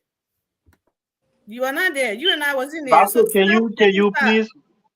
you please put that rate in the chat room? I want to read something. Yeah, I put in a rate in the chat room. I got it on the fire. Will kill you. Yeah, send in the chat room, please. I want to yeah, somebody now for CDC, then your whole mindset is just blind to judgment. Yeah, I mean, Vasco, it is the right of any citizen to sue anybody you think that they will feel, right? Exactly. It is the right. So let Fadiga go I and know what I'm fighting get his for. lawyer and I'm putting your judgment. You're already not That passed. means That's what I'm I fighting. don't want sue Fatiga. That means sue Fatiga. No, what you just said is what I'm talking about. If Fadiga thinks he did nothing wrong, I send it to Nessie Player. I'm feeling with the show. I send it. Send it to us. Okay. I send it in the jar room. Bias man that we have to these are some of the things to deliver you. These are some of the things that can put people in check. To deliver you, Vasco. I have bias. Look, you already bias already. You already took a side already. Why you doing the full story? Fadiga just passing all around to the ghetto, then videotaping yourself. You see what I said? Sorry, you see what I said? You see what I meant to read? That he's very, very, so long he hears somebody support United Party. He already got how many top, you not see every Koma going live? How many top security people you can see going live on their they made as an operational man. But everywhere they may going to do it live. That is unprofessional. That the people say they come from America. He need to stop. He will make everybody know himself. Some places when going to post say, "Oh, that the let me tell you, the DA area when you working with DA, people are supposed to know you. People are supposed to know you. That's not that kind of position operation. Vasco, where I think Ray want to come in. Nobody's in. Who walk out in Raymond? We got a caller. Caller, where you calling from? Nobody calling Nelson. Somebody on Lama, man. Caller, where you calling from? I come in Leo. Hello? So me Leo here so you can tell your Tabata. Hello, caller. Yeah, caller, what's your name and where you calling from? I'm Jay. I'm calling from Dubai. Hey Jay, what's up, man? How are you? What's your contribution to the show tonight? My contribution to what the show is about the motorcyclists. Okay. Well, the motorcyclists, there are so many government entities that employ individual program in our motorcyclists. I want to run a political war in our place. There are so many individuals that are running our motorcyclists, not alone with the motorcycle union. Okay. Okay. So, but what? So, what I observe is that most of you guys are talking. I believe that you haven't been to Liberia. Maybe you go to Liberia, you've never been inside and see the street of Liberia and see how motorcycles run. Okay. Motorcycles run by even police can chop a motorcycle from their heart and take them to way to Ganta. You will not even know. Mm-hmm. Yeah. Because they charter them. So when they're making that taking food from somebody else, most people sitting in America, they're taking motorcycles, they got their own motorcycle running. They're not even registered. Mm-hmm. They come and help their brother and sister. However, all they know is this about, hey, we're not talking politics. They're talking about our family we have. A lot of people saying they're taking food from our mouth. Yes. Okay, so what would be some of your recommendations to the government? Me, I'm not a government entity. I'm an individual. Yeah. Trying to cooperate Liberia for the help with the government, how they can help us to pay tax and the government invest.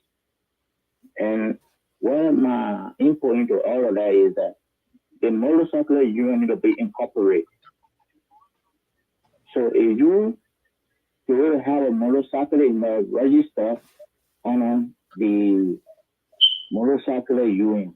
Motorcycle union work with the Ministry of Transport along with the police. That's how the government pay the police for those taxes. But anything they do, apart from that, they are corrupt. That means individuals controlling themselves. How they run the whole city. Other people are angry. Okay. Now you see when you say that, then obviously I can have a second thought. Oh. You know what I mean? Let me hear the second talk or your mind. Yeah, so now, your mind. Yeah, so now, okay, the fact that you said that, right? You are talking about now the government need to actually look at this holistically, where they can have these people build structured, because when they're structured, then you can be able to hold people accountable. Is that not what it is? Right? Now you looking at it now from a business aspect where every motorbike that is part in the street of Liberia can be paying tax to government. Then government and anything you're paying for, if you are rendering any service that is being paid for, there will be a lot of measures that come with that, opposed to people just buying back and just putting in the street. Yeah, so I appreciate your input. No, it's not what I'm thinking. It's not what you think. I'm saying. What I'm saying is most people are protesting. All the different individuals are protesting with a sort of group. Those groups are protesting. They are the interest of the individual that are running motorcycles on the street. So, however, they will go and gather their own group. Okay. When so there is basically you are saying every region, they had a whole no-go zone. So where I came, they try to start a framework. Because why? You was telling the moment I got my back on the street there. I got 3 back there. Everybody got their own thing. So you go with the politics that are running. You understand? Okay. So however, everything that we are watching you guys talking about with the motorcyclists, the government taking a little bit of pressure on them, but they are doing the record thing, but that's how the government can start with the high pressure. By the end of the day, all that thing was reduced down. Everybody will start doing their own thing. Okay, brother. Thank you so very much. We appreciate your call. Let take the next caller, yeah? Yeah, some of the things Joe we have destroyed it. They already had it in place. Hey, King, you got your thing about 2023. You heard the call. Hello, caller. What's your name? Where you calling from? President today, they go point among minister on it. Edwin Clark, and I call from Minnesota. Edwin, hey, what's up, man? How are you? What's your contribution to the show tonight? Guys, man, I just want to throw in one or two things. But first of all, let me start by saying thanks to you guys. I think I've done a year plus. Thanks for the effort you guys made every night to leave your busy schedule to impart knowledge into a lot of Liberians across the world. You may not give financially, but there's so many ways that we can contribute as Liberians toward the growth and development of our nation. Well, first of all, I will start by saying, our dear brother Vasco is the typical definition of a typical Liberian. Typical definition of a typical Liberian. Because I remember when ex-president put up made a statement that there are 3 kinds of people in the world: white men, black men, and Liberian men. That's good. One of them. When I listen to my brother Vasco, he amazed me. And, I think by you guys keeping him on the show, it's somehow mind blowing and relaxing, because it saddened me to see, especially some of us that are living in the diaspora, to be precise, the manner in which we analyze things, the manner in which we give our view on issues. Brother. To see somebody show up. Who show up? And every little thing that we want to see Liberia being better. But for the fact that we have neglected the fact that Liberia is bigger than anybody or any society or group of people. But we are limited Liberia to the extent that one is not participate. Yes. It's not Liberia. Right. I remember when we were born, there was nothing like I'm a born citizen or I'm a born UP or I'm a born or I'm a born. There's nothing that I'm a born. Right. But if Liberia is to be better today, it's not going to be by the Japanese, by the Portuguese, or anybody. It's going to be by we Liberians. Right. Even if to we can move Thank forward with Burj Khalifa in Liberia. Once the mindset of the people are not changed, that Burj Khalifa building will not lead there for the next 10 years. It will break down because the mindset of the people. Can you imagine a young man who lives in one of the greatest countries, America, is basically telling us that taking motorcyclists, putting prevention measures that will have even their own life safety. The guys are playing politics, saying that people are taking bread from the mouth of the guys. Thank you. Even the safety measures. The Ghana and Liberian flag too. The Abidjan, the other countries that they praise on Facebook, do they see motorbike riding through all the street of Accra or other African countries like they need? Sure. Development don't come easily. Development comes with a lot of things. Thank you. Development brings hatred, it creates enemyship. I remember the reformation of Ghana. Jerry Williams created a lot of enemyship, but today the Ghanaians are beneficiary of what Jerry Williams left behind the legacy. Absolutely. Great point. Great point. When we arrive at the stage where we That's my brother from Minnesota talking. Just need to make it clear. it's starting me every day today. For the last of us, there are many in category. Because Thank you, Edwin. Our president for one of the oldest African republic came to the United States and said that part of Monrovia and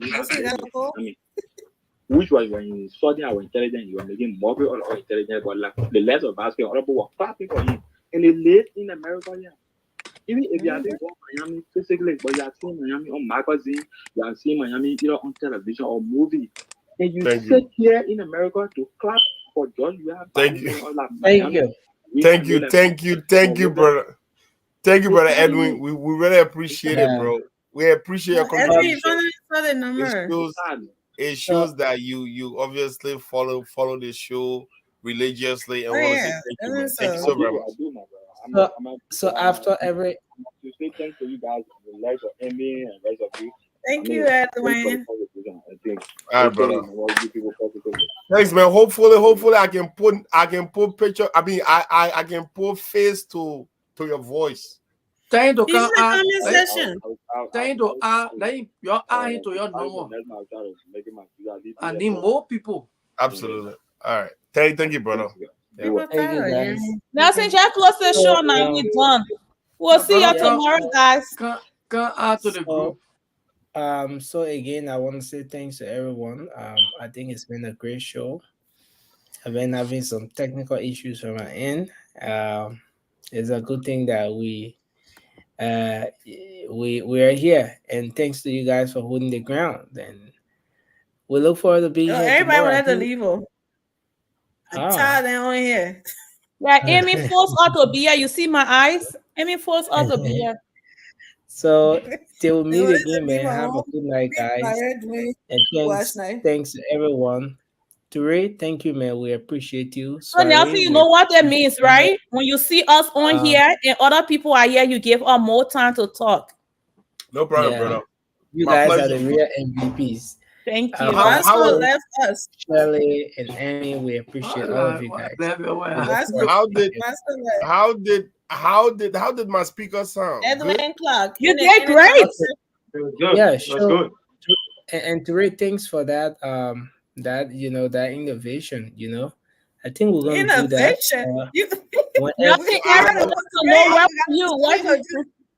I have a Bose speaker, so it's very, very, it sounds very. So whenever Ture is on the show, I